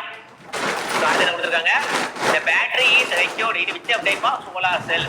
ஸோ பேட்டரி எதுக்கு யூஸ் பண்றோம், ஸ்டாண்ட் அலோன் சிஸ்டத்துக்கு தான் பேட்டரியை யூஸ் பண்றோம். ஓகேவா? ஸோ ஸ்டாண்ட் அலோன் சிஸ்டம் வைக்கும் போது எனக்கு பேட்டரியானது இருக்கும். இந்த பேட்டரிஸ் இருக்கு which of type of solar cell பிளான்ட்னா ஸ்டாண்ட் அலோன் சிஸ்டம். இங்க கிரிட் கரண்ட் வராது. பேட்டரி வைக்கும் போது எனக்கு என்ன ஆகும், அது வந்து எக்ஸ்ட்ரா பெனிஃபிட்டா இருக்கும். சோலார் இருக்கும் போது சோலார் எனர்ஜி யூஸ் பண்ணிப்போம். இன் கேஸ் ஆஃப் சோலார் இல்லைன்னா பேட்டரியில இருந்து எனர்ஜி எடுத்து நம்ம எலக்ட்ரிக்கல் சப்ளை கொடுப்போம். அப்ப ஸ்டாண்ட் அலோன் சிஸ்டத்துல யூஸ் பண்றது நமக்கு என்னவா இருக்கு, பேட்டரியாக இருக்கிறது. சரியா? சோ நெக்ஸ்ட் என்ன இருக்கு, இன் solar cell PV cell solar array is producing a energy of 136.8 ampere hour, daily peak current of 5 hour. sun hour வந்து 5 hour இருக்கான். then what will be the output current கேட்டிருக்காங்க. so ampere hour இருக்கு, அடுத்து அவர் கொடுத்திருக்காங்க, current கேட்டிருக்காங்க. Ampere தானே வேணும். so ampere என்னமா இருக்கும், ampere hour divided by hour போட்டு ampere கிடைச்சிருமா. 136.8 divided by 5 நமக்கு என்ன வரும்னா 27.36 ன்னு வரும், 36 ஆம்பியர் வரும். சோ ஆப்ஷன் ஏ தான் கரெக்ட்டா இருக்கும். சரியா? சோ டைரக்டா ஆம்பியர் ஹவர் கொடுத்துட்டாங்க, எவ்வளவு டைம் யூஸ் பண்றோம்னு சொல்லிட்டாங்க. நம்ம என்ன பண்ண வேண்டியது, அதுல இருந்து ஆம்பியர் தான் கால்குலேட் பண்ணனும். சோ நெக்ஸ்ட் இருக்கு, which of the following is not a advantages of solar cell. So solar செல்லோட என்ன அட்வான்டேஜ் இல்லன்னு கேட்டிருக்காங்க. இட் இஸ் ரினியூவபிள், கரெக்ட் தான். சோலார் செல் தான் எனக்கு ரினியூவபிள் எனர்ஜி சோர்சஸா இருக்கும். நெக்ஸ்ட் கொடுத்திருக்காங்க, it is available in abundantly, correct தான். இது நிறைய டைப்ல இருக்கு, எல்லா இடத்துலயும் இருக்கு, இதுவும் கரெக்டானதான். It's available free of cost. நமக்கு சோலாருக்கு எந்த விதமான இன்வெஸ்ட்மெண்ட் தேவையில்லை, ஃப்ரீ ஆஃப் காஸ்ட் தான் சோலார் செல் இருக்கு. அடுத்து என்ன கொடுத்திருக்காங்க, e waste problem can be solved. நம்ம என்ன பண்றோம், சோலாரை வச்சு இ வேஸ்ட் ப்ராப்ளம் சால்வ் பண்றோமா, அப்படி எதுவுமே கிடையாது. இப்போ ஆப்ஷன் டி தான் எனக்கு என்ன இல்ல, நாட் அட்வான்டேஜ் கிடையாது. மீதி எல்லாமே எனக்கு சோலார் செல்லோட அட்வான்டேஜ் தான் இருக்கும். சோ அடுத்து என்ன இருக்கு, dash power plant is a plant which is non conventional sources of energy. இது இருக்கு, எது நான் கன்வென்ஷனல் கேட்டிருக்காங்க. சோ நான் கன்வென்ஷனல்னா ரினியூவபிள் எனர்ஜியா இருக்கும். இப்ப எது ரினியூவபிள் எனர்ஜியோ அதுதான் எனக்கு நான் கன்வென்ஷனலா இருக்கும். சோ தெர்மலுக்கு எனக்கு கன்வென்ஷனல், நியூக்ளியரும் கன்வென்ஷனல், ஹைட்ரோ எலக்ட்ரிக்கும் கன்வென்ஷனலா வரும். அப்ப விண்ட் தான் எனக்கு நான் கன்வென்ஷனலா இருக்கும், ரினியூவபிள் எனர்ஜி சோர்ஸாக இருக்கும். சரியா?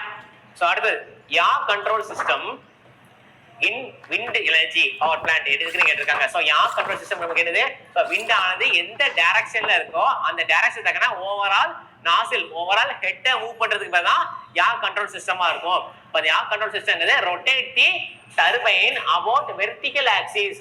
சோ டர்பைனை மொத்தமா ஓவரால் ஹப் மூலமா ரொட்டேட் பண்றது நமக்கு என்னவா இருக்கு, யா கண்ட்ரோல் சிஸ்டமா இருக்கு. சரியா? So rotate the turbine about this horizontal axis கிடையாது, ஹாரிசான்டல் ஆக்சிஸை பொறுத்து யா கண்ட்ரோல் ஆனது ரொட்டேட் ஆகாது. இப்போ வெர்டிகல் ஆக்சிஸை பொறுத்து யா சிஸ்டம் ரொட்டேட் ஆகும். ஓகேவா?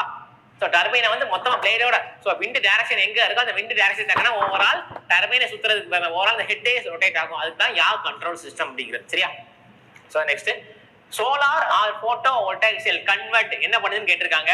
Solar radiation into electrical energy, solar ரேடியேஷனை எலக்ட்ரிக்கல் எனர்ஜியா மாத்துறது தான் சோலார் ஆர் போட்டோ வோல்டாயிக் செல்லுங்குது. ஓகேவா? So chemical energy into electrical energy கிடையாது. கெமிக்கல் எனர்ஜி பேட்டரியா இருக்கும். ஓகேவா? சோ கெமிக்கல் எனர்ஜினால பேட்டரியோடது. சோலார் ரேடியேஷன் இன்டு ஹீட்னா இது வந்து சோலார் தெர்மல்.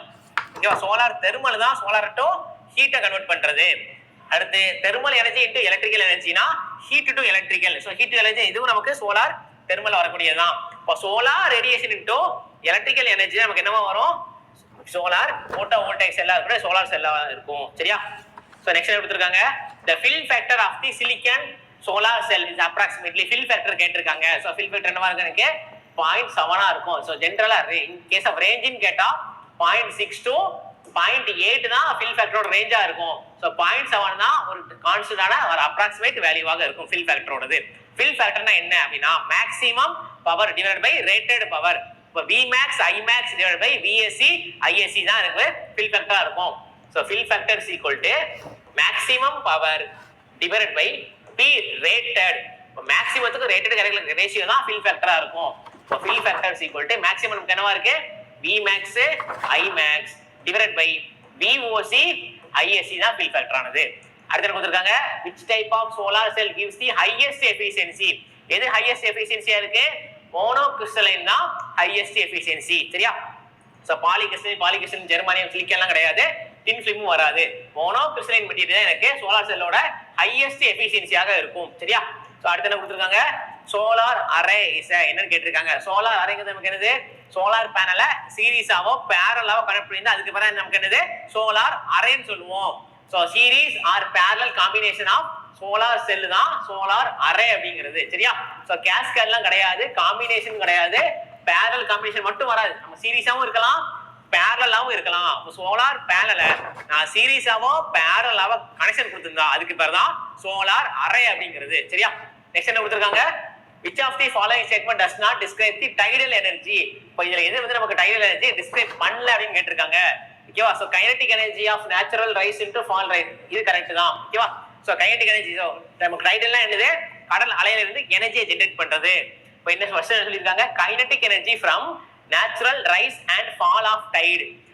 டைடு வந்து நேச்சுரலா ரைஸ் ஆகுறது ஃபால் ஆகுறத வச்சு கைனடிக் எனர்ஜி எடுக்கணும்னு சொல்லியிருக்காங்க. அப்போ ஃபர்ஸ்ட் ஆப்ஷன் கரெக்ட் தான். அடுத்து சொல்லியிருக்காங்க it is a form of renewable energy. இது ஒரு ரினியூவபிள் எனர்ஜி சொல்லியிருக்காங்க, அதுவும் கரெக்ட் தான். ஓகேவா? ஸோ அடுத்தது it is obtained due to alternating sea level.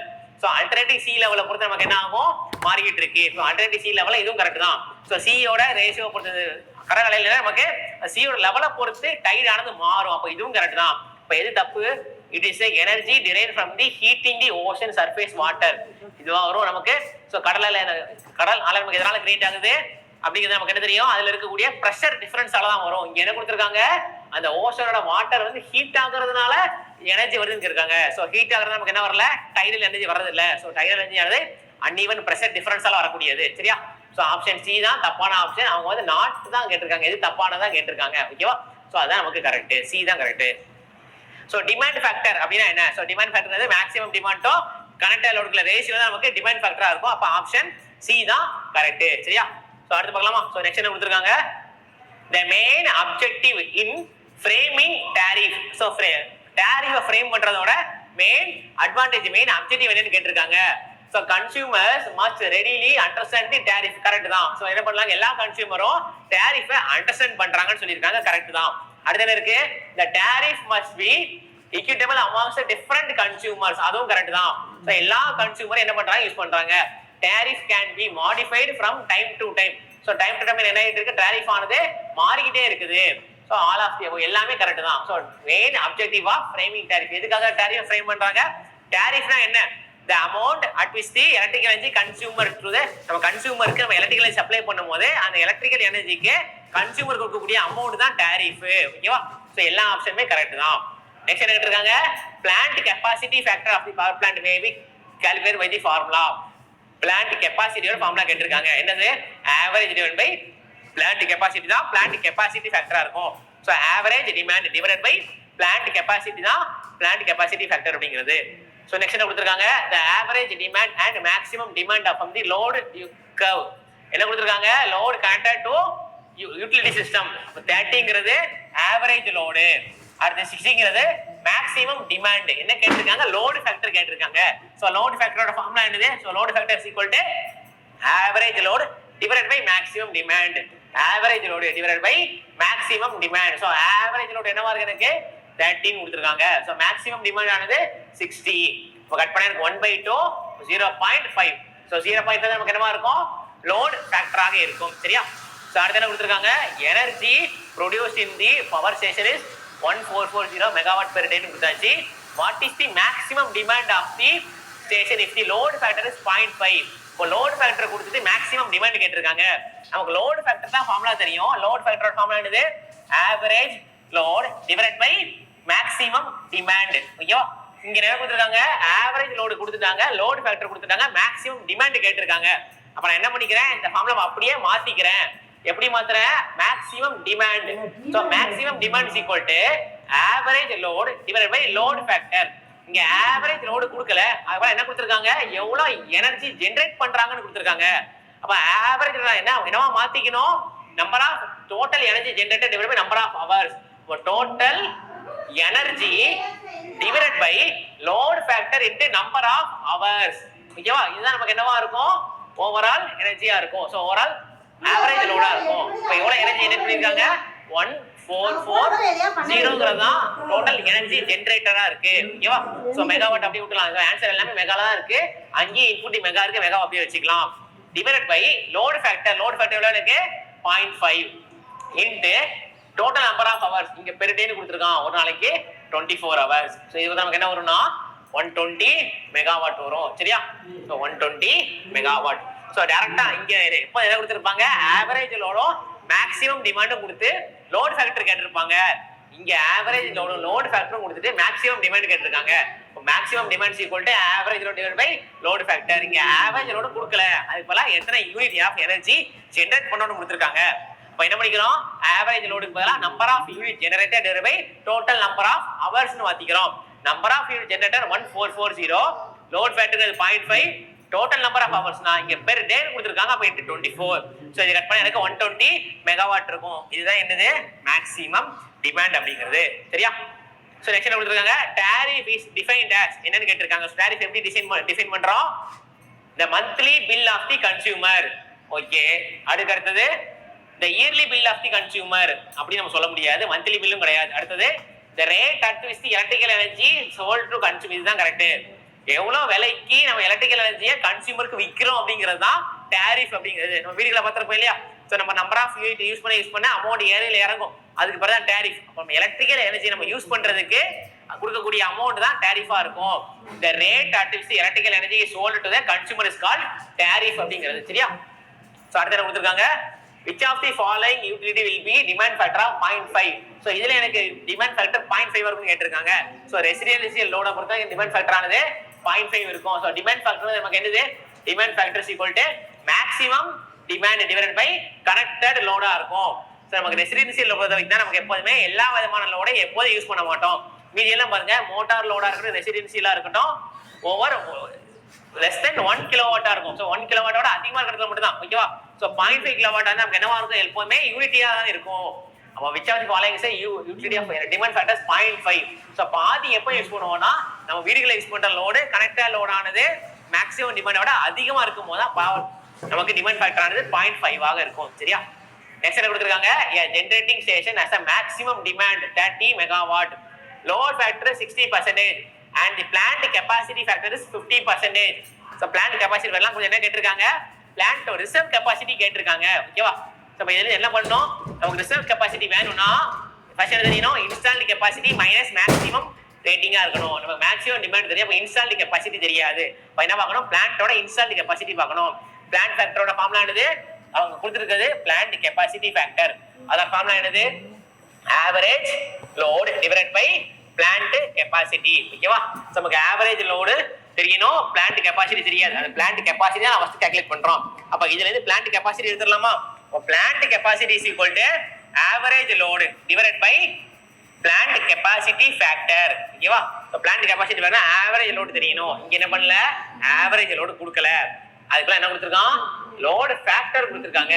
அப்ப நான் என்ன பண்றேன், அது லோடு ஃபேக்டருக்கு போறேன். இப்போ லோடு ஃபேக்டரோட ஃபார்முலா என்னது, average load divided by maximum demand. இங்க ஆவரேஜ் லோடு தெரியுமா, தெரியாது, எனக்கு ஆவரேஜ் லோடு தான் வேணும். லோடு ஃபேக்டர் கொடுத்துருக்காங்களா, இருக்கு. மேக்ஸிமம் டிமாண்ட் இருக்கா, இருக்கு. இப்போ இந்த ஈக்குவேஷன் என்ன பண்றேன், ஃபர்ஸ்ட் ஆவரேஜ் லோடு எடுக்கிறேன். இப்போ ஆவரேஜ் லோடு எடுத்தா load factor into maximum demand. So load factor என்ன கொடுத்துருக்காங்க, 60%னா 0.6. ஸோ மேக்ஸிமம் டிமாண்ட் ஆனது 30. என்ன வரும் எனக்கு, 18. ஸோ 18 மெகாவாட் வரும். ஓகேவா? இதுதான் எனக்கு என்னது, ஆவரேஜ் லோடு அப்படிங்கிறது. ஸோ இந்த ஆவரேஜ் லோடு நான் எங்க பண்ணுவேன், இங்க போடுவேன். இங்க கொடுத்தா எனக்கு என்ன வச்சிரும், பிளான்ட் கெப்பாசிட்டி கிடைக்கும். இப்போ plant capacity is equal to average load divided by plant capacity factor. So average load ஆனது 18, பிளான்ட் கெப்பாசிட்டி ஃபேக்டர் ஆனது 50% கொடுத்துருக்காங்க. அப்போ 0.5. இப்போ என்ன வரும் எனக்கு, 36 மெகாவாட் வரும். இதுதான் பிளான்ட் கெப்பாசிட்டி. ஓகேவா? அவங்க என்ன கேட்டிருக்காங்க, ரிசர்வ் கெப்பாசிட்டி கேட்டிருக்காங்க. ஸோ ரிசர்வ் கெப்பாசிட்டிங்கிறது பிளான்ட் கெப்பாசிட்டி மைனஸ் என்னவா இருக்கும், மேக்ஸிமம் டிமாண்டா இருக்கும். பிளான்ட் கெப்பாசிட்டிங்கிறது 36 மெகாவாட், மேக்ஸிமம் டிமாண்ட்ங்கிறது 30. அப்ப என்ன வரும் எனக்கு ஃபைனலா 6 மெகாவாட் தான் என்னவா இருக்கும், ரிசர்வ் கெப்பாசிட்டியா இருக்கும். சோ மேக்ஸிமம் கெப்பாசிட்டினா நான் யூஸ் பண்ணக்கூடிய மேக்ஸிமம் அமௌண்ட் தான் மேக்ஸிமம் கெப்பாசிட்டி. அதே ரிசர்வ் கெப்பாசிட்டினா என்னவா இருக்கும்னா அதாவது யூஸ் பண்ணாத. சோ மேக்ஸிமத்துல இருந்து கனெக்டரோட பிளான்ட்டோட கெப்பாசிட்டில இருந்து மேக்ஸிமம் டிமாண்ட மைனஸ் பண்ணா என்ன கிடைக்கும், ரிசர்வ் கெப்பாசிட்டி கிடைக்கும். சோ பிளான்ட் கெப்பாசிட்டிங்கிறது அதுல இன்ஸ்டால் பண்ணிருக்கக்கூடிய மேக்ஸிமம் கெப்பாசிட்டி. சோ மேக்ஸிமம் டிமாண்ட்னா நம்ம யூஸ் பண்ணக்கூடிய மேக்ஸிமம் அமௌண்ட். இங்க என்ன பண்ணிருக்காங்கன்னா எல்லாம் தெரிஞ்ச ஃபார்முலா தான். ஃபர்ஸ்ட் பிளான்ட் கெப்பாசிட்டி ஃபேக்டர் கொடுத்துருக்காங்க, பிளான்ட் கெப்பாசிட்டி கண்டுபிடிக்கணும். அந்த பிளான்ட் கெப்பாசிட்டி கண்டுபிடிக்கணும், எனக்கு ஆவரேஜ் லோடு தெரியல. ஓகேவா? சோ ஃபர்ஸ்ட் ஆவரேஜ் லோடு தெரியல. இந்த ஆவரேஜ் லோடு எங்க போறேன், லோடு ஃபேக்டருக்கு போறேன். இந்த லோடு ஃபேக்டர்ல இருந்து ஆவரேஜ் லோட கண்டுபிடிச்சு இந்த ஆவரேஜ் லோட தூக்கி இங்க போனா என்ன கிடைக்கும், பிளான்ட்டோட கெப்பாசிட்டி கிடைக்கும். இந்த பிளான்ட் கெப்பாசிட்டி என்ன பண்ணிக்கிறேன், நம்மளோட ரிசர்வ் கெப்பாசிட்டியை ஃபைண்ட் பண்ணிக்கலாம். சரியா? ஸ்டார்ட் பண்ணலாமா? சோ நெக்ஸ்ட் இருக்கு power generation cost reduced as. So power ஜெனரேஷனோட காஸ்ட் ரெடியூஸ் ஆகுது எப்போ, both diversity factor and load factor increases. So நம்ம அமௌண்ட் ஆஃப் எனர்ஜி நம்ம ஜெனரேட் பண்ணக்கூடிய காஸ்ட் குறையணும், என்ன பண்ணணும், லோட் ஃபேக்டர் இன்க்ரீஸ் ஆகணும். நிறைய எனர்ஜி யூஸ் பண்ணா என்ன பண்ண முடியும், இப்போ நம்ம ஒரு particular amount of energy generate பண்ணா இருந்தா அமௌண்ட் அதிகமாகும் இன்வெஸ்ட்மெண்ட். அதே இது high amount of energy generate பண்ணா ஆகக்கூடிய காசு ஆனது குறையும். இப்போ எப்போதுமே எல்லா விதமான ஜெனரேட்டிங் ஸ்டேஷனும் என்ன பண்ணுவாங்கன்னா மேக்ஸிமம் அமௌண்ட் ஆஃப் எனர்ஜியை தான் ஜென்ரேட் பண்றதுக்கு விரும்புவாங்க. ஸோ எனர்ஜி ஜென்ரேட் பண்ண யூஸ் பண்ணி என்ன ஆகும், நம்மளோட டேரிஃப் ஆனது ரெடியூஸ் ஆகும். நம்ம கம்மியா யூஸ் பண்ணா டேரிஃப் அதிகமா இருக்கும், அதிகமா யூஸ் பண்ணா டேரிஃப் ஆனது குறையும். சரியா? ஸோ நெக்ஸ்ட் கொடுத்துருக்காங்க, what is the resultant of the area under the daily curve divided by the 24 hours. அப்ப என்ன இருக்கு, area under the daily curve divided by 24 hours என்னவா இருக்கு இருக்குது, ஆவரேஜ் லோடா இருக்கும். ஸோ எவ்வளவு எனர்ஜியை யூஸ் பண்றோம், எனர்ஜி டிவைடட் பை 24 hours என்னவா இருக்குது, ஆவரேஜ் லோடா இருக்கு. சரியா?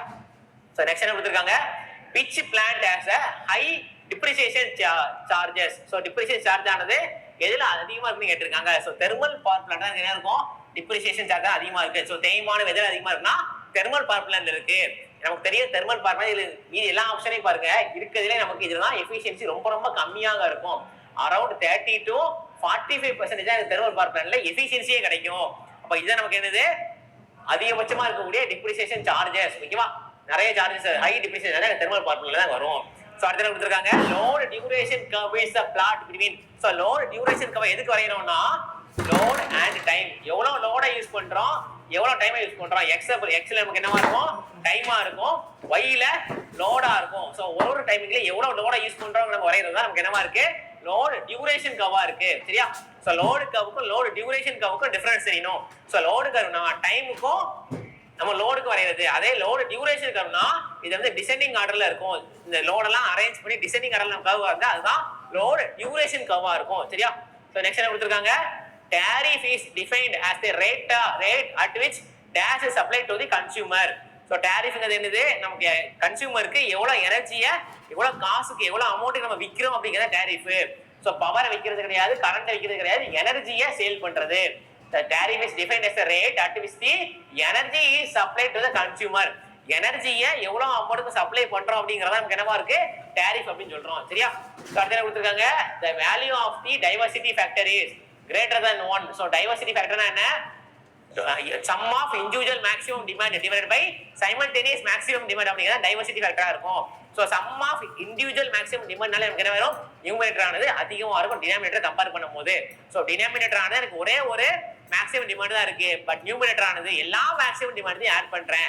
அப்ப diversity factor always greater than 1 இருக்கும். நம்மளோட எகனாமிக் கன்சிடரேஷன்ல இந்த டைவர்சிட்டி ஃபேக்டர் மட்டும் தான் கிரேட்டர் தென் 1 இருக்கும். மீதி எல்லா ஃபேக்டருமே equal to 1 or less than 1 தான் இருக்கும். சரியா? சோ நெக்ஸ்ட் என்ன கொடுத்திருக்காங்க, ஒரு லோட் கர்வ் கொடுத்திருக்காங்க. அந்த லோட் கர்வ் கொடுத்துட்டு லோட் ஃபேக்டர் கேட்டிருக்காங்க. சோ லோட் ஃபேக்டரோட ஃபார்முலா நமக்கு என்ன தெரியும், load factor is equal to என்ன தெரியும், average load divided by maximum capacity. இங்க ஆவரேஜ் லோட் தெரியுமா, தெரியாது. மேக்ஸிமம் கெபாசிட்டி தெரியுமா, தெரியாது. ரைட்டா? சோ இதான் நமக்கு லோட் ஃபேக்டர் கிடைக்கிறோம். ஃபர்ஸ்ட் என்ன இருக்கும், ஆவரேஜ் லோடுக்கு பதிலா number of unit generated divide by total number of hours பார்க்கறோம். இங்க டைமை பார்த்தா பெர்சன்டேஜ்ல இருக்கு. நமக்கு என்ன தெரியும், 1 டேக்கு 24 hours தெரியும். ஃபர்ஸ்ட் என்ன பார்க்கறோம், 24க்கு 40% பார்க்கறோம். அப்போ 4/10 × 24. இங்க என்ன வரும்னு பார்த்தா 5, இங்க 2, இங்க 5 கட் பண்ணா 4.8, இங்க 2 ஆல 9.6. அப்போ எனக்கு இந்த இடத்துல என்ன வேல்யூவா இருக்கு, ஃபர்ஸ்ட் பாயிண்ட்ல எனக்கு 9.6 இருக்கு. அதுதான் எனக்கு ஃபர்ஸ்ட் 40%. சோ அடுத்து என்ன பண்றேன், 70% பார்க்கறேன். எதுக்கு 70% பார்க்கறேன், 7/10 னா 24. சோ இத பார்க்கும்போது நமக்கு என்ன ஆகும், 28 மீதி 2 16.8. அப்போ எனக்கு இது வரைக்கும் 16.8. அதுல என்ன பண்ணா ஃபர்ஸ்ட் ஒரு 9.6 போயிடுச்சு. அப்ப 9.6 போயிடுச்சுனா 2 7.2. அப்ப எனக்கு இந்த இடத்துல என்ன வேல்யூவா இருக்கும், 7.2 இருக்கு. அப்ப இந்த இடத்துல எனக்கு 7.2. டைம் பர்சன்டேஜ்ல கொடுத்திருக்காங்க, நான் பர்சன்டேஜ ஹவர்ஸ்ல கன்வர்ட் பண்ணிட்டு இருக்கேன். சரியா? சோ அடுத்து என்ன இருக்கு, 70 to 100. அப்ப 30 தான் வருது. இந்த ரெண்டு கேட்டகரிக்கு டிஃபரன்ஸ் தான் 30. அப்ப இதே வேல்யூ தான இருக்கும். அப்ப இங்க எனக்கு 7.2 இருக்கும். நீங்க ஃபர்ஸ்ட் என்ன பண்ணுங்க, 24 hours இப்படி கன்வர்ட் பண்ணிக்கோங்க. சோ கன்வர்ட் பண்ணி என்ன பண்றோம், அதுக்கு அடுத்து நம்மளோட சம்முக்கு போறோம்.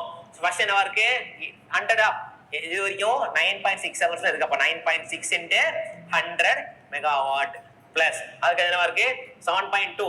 ஓகேவா? இந்த கேப் இதுல இருந்து இது வரைக்கும் இருக்கு 7.2 இருக்கு. அப்ப 7.2 × 60. ஓகேவா? பிளஸ் அடுத்து ஒரு 7.2. அப்ப 7.2 × எவ்வளவு இருக்கு நமக்கு இங்க 40. இதெல்லாம் நமக்கு என்னவா இருக்கும், ஆவரேஜ் லோடா இருக்கும். எவ்வளவு மணி நேரத்துல, 24 ஹவர்ஸ்ல.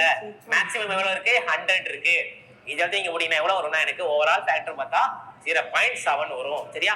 இதுதான் லோட் ஃபேக்டர். லோட் ஃபேக்டர் எப்பவுமே இங்க ஹவர்ல கொடுத்திருப்பாங்க, இங்க டைம் ஆனது எனக்கு இங்க என்னவா இருக்குன்னா பர்சன்டேஜ்ல கொடுத்துருக்காங்க. இப்போ நான் பெர் டே எடுக்கிறேன். பெர் டே எடுக்கும்போது எனக்கு 24 ஹவர்ஸ் 24 ஹவர்ஸ் 40% பார்க்குறேன் 9.6. அது 24 ஹவர்ஸ் 70% பார்த்தா என்ன வரும் எனக்கு 16.8 வருது. இது வந்து 70%. எனக்கு இங்க வரைக்கும் 40 போயிருச்சு. அப்ப ரிமைனிங் 30 தான் இருக்கும். அந்த 30 தான் எனக்கு 7.2. ஸோ இங்க 30 தான் இருக்கு. அதே 30 மட்டும் பார்க்குற 7.2 வருது. அப்போ 9.6 ஹவர்ஸ் இருக்கு. இங்க வந்து 100 மெகாவாட்.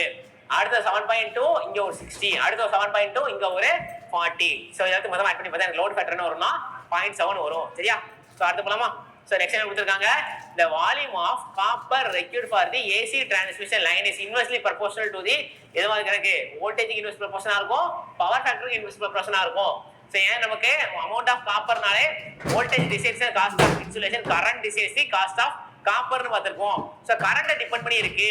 ஸோ பவர் கோட் ஃபார்ம்னா என்னது, power P is equal to VI cos பையா இருக்கும். So current decides the cost of copper. அப்போ கரண்ட் தான் காஸ்ட்டை டிபெண்ட் பண்ணுது. அப்போ current P is equal I is equal to P/V cos பையா இருக்கு. அப்ப காஸ் பைக்கும் இன்வெர்ஸ் ப்ரொபோர்ஷனல்ல இருக்கு, வோல்டேஜுக்கும் இன்வெர்ஸ் ப்ரொபோர்ஷனல்ல இருக்கு. அப்ப ஆப்ஷன் டி தான் கரெக்ட். சரியா? சோ அடுத்து என்ன கொடுத்திருக்காங்க, the secondary distribution is generally carried out at the voltage level. இப்ப secondary distribution ஆனது என்ன வோல்டேஜ் லெவல்ல இருக்குன்னு கேட்டிருக்காங்க. 440 to 230 வோல்ட் தான் செகண்டரி டிஸ்ட்ரிபியூஷனா இருக்கும். பவர் சிஸ்டம் பொறுத்த வரைக்கும் 4 டேர்ம் ஃபர்ஸ்ட் இருக்கு, primary transmission, secondary transmission, primary distribution, secondary டிஸ்ட்ரிபியூஷனா இருக்கு. இங்க கேட்டிருக்கிறது செகண்டரி டிஸ்ட்ரிபியூஷனா இருக்கு. சோ செகண்டரி டிஸ்ட்ரிபியூஷன்னா 440 வோல்ட் to 230 வோல்ட் தான் செகண்டரி டிஸ்ட்ரிபியூஷனா இருக்கும். சரியா? சோ அடுத்து என்ன கொடுத்திருக்காங்க, which of the following is not a standard transmission voltage level in India னு கேட்டிருக்காங்க. சோ 99 கிலோவாட் தான் நமக்கு ஸ்டாண்டர்ட் வோல்டேஜ் கிடையாது. இதே மாதிரி வருஷம் ப்ரீவியஸா ஃபர்ஸ்ட் கொடுத்தா என்ன இருந்துச்சு, 9.9 இருந்தது. சோ 3.3ங்கிறது 33ங்கிறது இந்தியாவோட வோல்டேஜ் தான். 66 கரெக்ட் தான். 220 வோல்ட்டும் இந்தியாவோட ஸ்டாண்டர்ட் வோல்டேஜ் தான். பட் 99 கிலோவாட்டுக்கு நமக்கு என்ன ஒரு ஸ்டாண்டர்டான வோல்டேஜ் கிடையாது. சரியா? சோ நெக்ஸ்ட் என்ன கொடுத்திருக்காங்க, alternating current is a transmitted at high voltage. எதுக்கு வந்து AC current high voltage transmit பண்றோம்னா நமக்கு வோல்டேஜ் இன்க்ரீஸ் ஆக என்ன ஆகும், லாஸ் ஆனது குறையும்.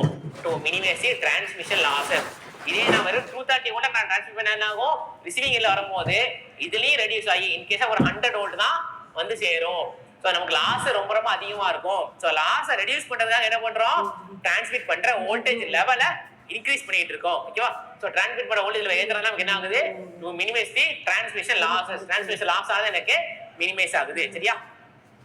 சோ நெக்ஸ்ட் லோயர் வோல்டேஜ் அது என்ன கொடுத்திருக்காங்க, next lower voltage line feeder area on either side of the main transmission line is called என்ன கொடுத்திருக்காங்க, next voltage level, next lower voltage level line feeder பக்கத்துல இருக்கக்கூடிய. சோ feeder பக்கத்துல இருக்கிறது நமக்கு என்னவா இருக்கும், செகண்டரி டிரான்ஸ்மிஷன் தானே. சோ செகண்டரி டிரான்ஸ்மிஷன் அடுத்து வரும் main distribution இருக்கு, feeder பக்கத்துல இருக்கக்கூடிய next level. So next lower voltage கேட்டிருக்காங்க. feederக்கு அடுத்து இருக்கக்கூடிய நெக்ஸ்ட் லோயர் வோல்டேஜ் என்னன்னா நமக்கு செகண்டரி டிரான்ஸ்மிஷனா இருக்கும். சோ ஃபீடர் கொடுத்தாச்சுனா ஃபீடர்ல இருந்து செகண்டரி லைனுக்கு வரும், செகண்டரி லைன்ல இருந்து நம்மளுடைய சர்வீஸ் மெயினுக்கு வரும். ஓகேவா? இப்ப செகண்டரி டிரான்ஸ்மிஷன் தான் கரெக்டான ஆன்சரா இருக்கும். அதன கொடுத்திருக்காங்க, high voltage transmission efficiencies in range of. Transmission efficiency ஹையா இருக்கணும். என்ன ரேஞ்சில் கொடுத்திருக்காங்க, 85 to 95% தான் ஹை டிரான்ஸ்மிஷன் எஃபிஷியன்சி. சோ 95 தாண்டி நமக்கு மேக்ஸிமம் எஃபிஷியன்சி அச்சீவ் பண்ண முடியாது. அப்ப in between the range of 85 to 95 தான் டிரான்ஸ்மிஷன் வோல்டேஜ் லெவல் எஃபிஷியன்சியாக இருக்கும். சரியா? சோ நெக்ஸ்ட் என்ன கொடுத்திருக்காங்க, by increasing the transmission voltage to double of its original value the same power can be dispatched keeping the line losses. So என்ன பண்றாங்க, வோல்டேஜை double ஆக்குறாங்க. But transmit பண்ற இடத்துல வோல்டேஜை டபுள் ஆக்கிட்டோம் ஒரிஜினல் வேல்யூவை விட, ஆனா சேம் பவர் தான் இருக்கு. அப்ப என்ன பண்ணணும், கரண்ட்டை ரெடியூஸ் பண்ணுவோம். 1/4 ஆஃப் இட்ஸ் வேல்யூ எது ரெடியூஸ் ஆகும், லைன் லாசஸ் ஆனது எனக்கு 1/4 ஆகும். ஏன் நமக்கு லாஸ் என்ன ஆகும், 1/n² சொல்லியிருப்பாங்க. ஸோ லாசஸ் ஆனது 1/n² இருக்கும். நான் வோல்டேஜை n டைம்ஸ் இன்க்ரீஸ் பண்ணா கரண்ட் ஆனது 1/n டைம் ரெடியூஸ் ஆகும், லாஸ் ஆனது 1/n² டைம் ரெடியூஸ் ஆகும். இங்க வோல்டேஜை 2 டைம்ஸ் இன்க்ரீஸ் பண்றாங்க. இப்போ 1/2², அப்போ 1/4 ஆஃப் தி ஒரிஜினல் வேல்யூ. அப்போ லாஸ் ஆனது எனக்கு 1/4 டைம்ஸ் எனக்கு ரெடியூஸ் ஆகும். சரியா? சோ நெக்ஸ்ட் என்ன கொடுத்திருக்காங்க, which option represent the current sequence of the flow of electrical energy from generating station to load. இப்ப எந்த flow ஆனது கரெக்ட்னு கேட்டிருக்காங்க. ஜெனரேட்டிங் ஸ்டேஷன்ல இருந்து லோட் வரைக்கும் வரும்போது என்ன பேட்டர்ன்ல வருதுன்னு கேட்டிருக்காங்க. என்ன பேட்டர்ன்ல வரும், ஃபர்ஸ்ட் நமக்கு primary transmission, secondary transmission, primary distribution, secondary டிஸ்ட்ரிபியூஷனா இருக்கும். So primary transmission, secondary transmission, primary distribution and secondary distribution. Option D தான் கரெக்ட். சரியா? அடுத்து என்ன கொடுத்திருக்காங்க, what are the advantages of DC transmission system over the AC transmission system. So ஏசியை compare பண்ணும்போது டிசியில் இருக்க என்னென்ன அட்வான்டேஜ்னு கேட்டிருக்காங்க. ஸோ ஆப்ஷன் எல்லாம் பாருங்க, DC system is economical for load long line, correct தான். ஸோ லாங் லைன்ல இருக்க நம்ம என்ன பண்ணிக்கலாம், டிசி யூஸ் பண்ணலாம். ஷார்ட் லைன்ல இருக்கா டிசி யூஸ் பண்ண முடியாது. ஏன் டிசி யூஸ் பண்ண முடியாது, நமக்கு ஷார்ட் லைன்ல இருக்குன்னா நம்ம என்ன பண்ணணும், இருக்கக்கூடிய ஏசியை ஃபர்ஸ்ட் டிசியை கன்வெர்ட் பண்ணணும். ஸோ கன்வெர்ட் பண்ண என்ன பண்றோம், அந்த டிசியை டிரான்ஸ்மிட் பண்ண வேண்டியிருக்கு. ஓகேவா, நமக்கு கன்வர்ஷன் லாஸே அதிகமாகும். ஸோ கன்வெர்ட் பண்ணிட்டு அகைன் ரிசீவிங் இடத்துல அந்த டிசியை அகைன் ஏசியா மாத்தணும். இப்போ கன்வர்ஷன் ஆகக்கூடிய அமௌண்ட் ரொம்ப ரொம்ப அதிகமா இருக்கு. என்ன பண்ண முடியாது, லாங் டிஸ்டன்ஸா இருந்தாதான் டிசி யூஸ் பண்ணுவோம். ஷார்ட் டிஸ்டன்ஸா இருந்தா டிசியை யூஸ் பண்ண மாட்டோம். சரியா. ஸோ அடுத்த கொடுத்துருக்காங்க, there is no skin effect in the DC system. So டிசியை பொறுத்து கரெக்டாக ஸ்கின் எஃபெக்ட் கிடையாது. ஸோ ஸ்கின் எஃபெக்ட்னா என்ன, ஒரு கண்டக்டரோட அவுட்டர் சர்ஃபேஸ்ல மட்டும் தான் கரண்ட் கான்சென்ட்ரேஷன் இருக்குன்னா அதுதான் ஸ்கின் எஃபெக்டா இருக்கும். ஓகேவா. ஸோ டிசியை பொறுத்த வரைக்கும் ஸ்கின் எஃபெக்ட் ஆனது இருக்காது. அடுத்து என்ன கொடுத்துருக்காங்க, corona limits are negligible for DC circuit as compared to AC circuit. So டிசியை பொறுத்த வரைக்கும் கொரோனாவானது ரொம்ப ரொம்ப கம்மியா இருக்கு ஏசியை கம்பேர் பண்ணும்போது. எல்லாமே கரெக்ட் தான். இதுல இருக்கக்கூடிய எல்லா பாயிண்ட்டுமே டிசியோட அட்வான்டேஜஸ் தான். ஸோ ஆல் ஆஃப் தி தான் நமக்கு கரெக்டா இருக்கும். சரியா. ஸோ அடுத்து என்ன கொடுத்துருக்காங்க, voltage under extra high voltage. So extra high voltage என்ன ரேஞ்ச் கேட்டிருக்காங்க, 132 அண்ட் அபோவ் தான் நமக்கு என்னவா இருக்கும், EHV லைனா இருக்கும். ஸோ EHV லைனோட வோல்டேஜ் ரேஞ்ச் கேட்டிருக்காங்க 132 கிலோவோல்ட் அண்ட் அபோவ் தான் எனக்கு EHV லைனா இருக்கும். ஸோ நெக்ஸ்ட் என்ன கொடுத்துருக்காங்க, இந்த transmission system the feeder feeds power to என்ன பண்ணுது, எனக்கு டிஸ்ட்ரிபியூட்டர்ல கொடுக்குது. சோ ஃபீடர் என்ன பண்ணும், பவரை கொண்டு போய் டிஸ்ட்ரிபியூட்டர்ல கொடுக்குது. So transmitter system feeder feeds to distributor. Feeder தான் லாஸ்ட் எண்ட், அதுக்கு அடுத்து டிஸ்ட்ரிபியூட்டர். டிஸ்ட்ரிபியூட்டர் என்ன வரும், எனக்கு சர்வீஸ் மெயின். சர்வீஸ் மெயின்ல இருந்தா நம்மளோட கன்சியூமர் வந்துருவாங்க. சரியா. சோ அடுத்து என்ன கொடுத்திருக்காங்க, which of the following is not a standard transmission voltage. எது ஸ்டாண்டர்ட் டிரான்ஸ்மிஷன் வோல்டேஜ் இல்ல, 222 கிலோவோல்ட் தான் நமக்கு ஸ்டாண்டர்ட் டிரான்ஸ்மிஷன் வோல்டேஜா இருக்காது. மீதி எல்லாத்தையும் பாருங்க 440 டிரான்ஸ்மிஷன் தான், நமக்கு 132 ஸ்டாண்டர்ட் வோல்டேஜ் தான், 750 தான். இப்போதைக்கு இருக்கக்கூடிய மேக்ஸிமம் டிரான்ஸ்மிட்டிங் வோல்டேஜ் நமக்கு என்னது 750 கிலோவோல்ட்டா இருக்கு. எது நமக்கு ஆப்ஷன் கிடையாதுன்னா 222 கிலோவோல்ட் தான் எனக்கு ஸ்டாண்டர்டான வோல்டேஜ் கிடையாது. சரியா. சோ நெக்ஸ்ட் என்ன கொடுத்திருக்காங்க, in a transmission system the cost of loss energy னு கேட்டிருக்காங்க. சோ எனர்ஜி லாஸ் ஆகுதுன்னா அதுக்கு ஆகக்கூடிய காஸ்ட் எதெல்லாம் டிபெண்ட் பண்ணி இருக்கு அப்படின்னா inversely proportional to the square of the voltage. ஓகேவா, இதுதான் எனக்கு லாஸா இருக்கும். சோ நம்ம பவர் லாஸோட ஃபார்முலா என்னது, P is equal to I square R. again P is equal to என்ன வருது எனக்கு V square by R. இது என்ன கேட்டிருக்காங்க, லாஸ் எனர்ஜி கேட்டிருக்காங்க. சோ எனர்ஜி நமக்கு என்னவா இருக்கும், பவர் இன்டு டைமா இருக்கும். இத பாக்கும்போது என்னவா இருக்குன்னா இன்வெர்ஸ்லி ப்ரொபோர்ஷனல் ஸ்கொயர் ஆஃப் வோல்டேஜா இருக்கும். ஓகேவா. So square of voltage base பண்ணி நமக்கு என்ன இருக்கும், டிரான்ஸ்மிஷனோட லாஸஸ் ஆனது இருக்குது. சரியா. சோ அடுத்து என்ன கொடுத்திருக்காங்க, the domestic supply voltage 220 volt represent என்னன்னு கேட்டிருக்காங்க. வீட்ல வரக்கூடிய எல்லா வோல்டேஜ் 220 volt AC DC இருக்குதா, அந்த வோல்டேஜ் எல்லாம் என்ன வோல்டேஜா இருக்குன்னா in terms of RMS voltage தான் இருக்கும். சரியா. நம்ம சப்ளை லைனா இருக்கட்டும் இல்ல வோல்டேஜ் லைனா இருக்கட்டும், வரக்கூடிய எல்லாமே in terms of RMS voltage. ஓகேவா.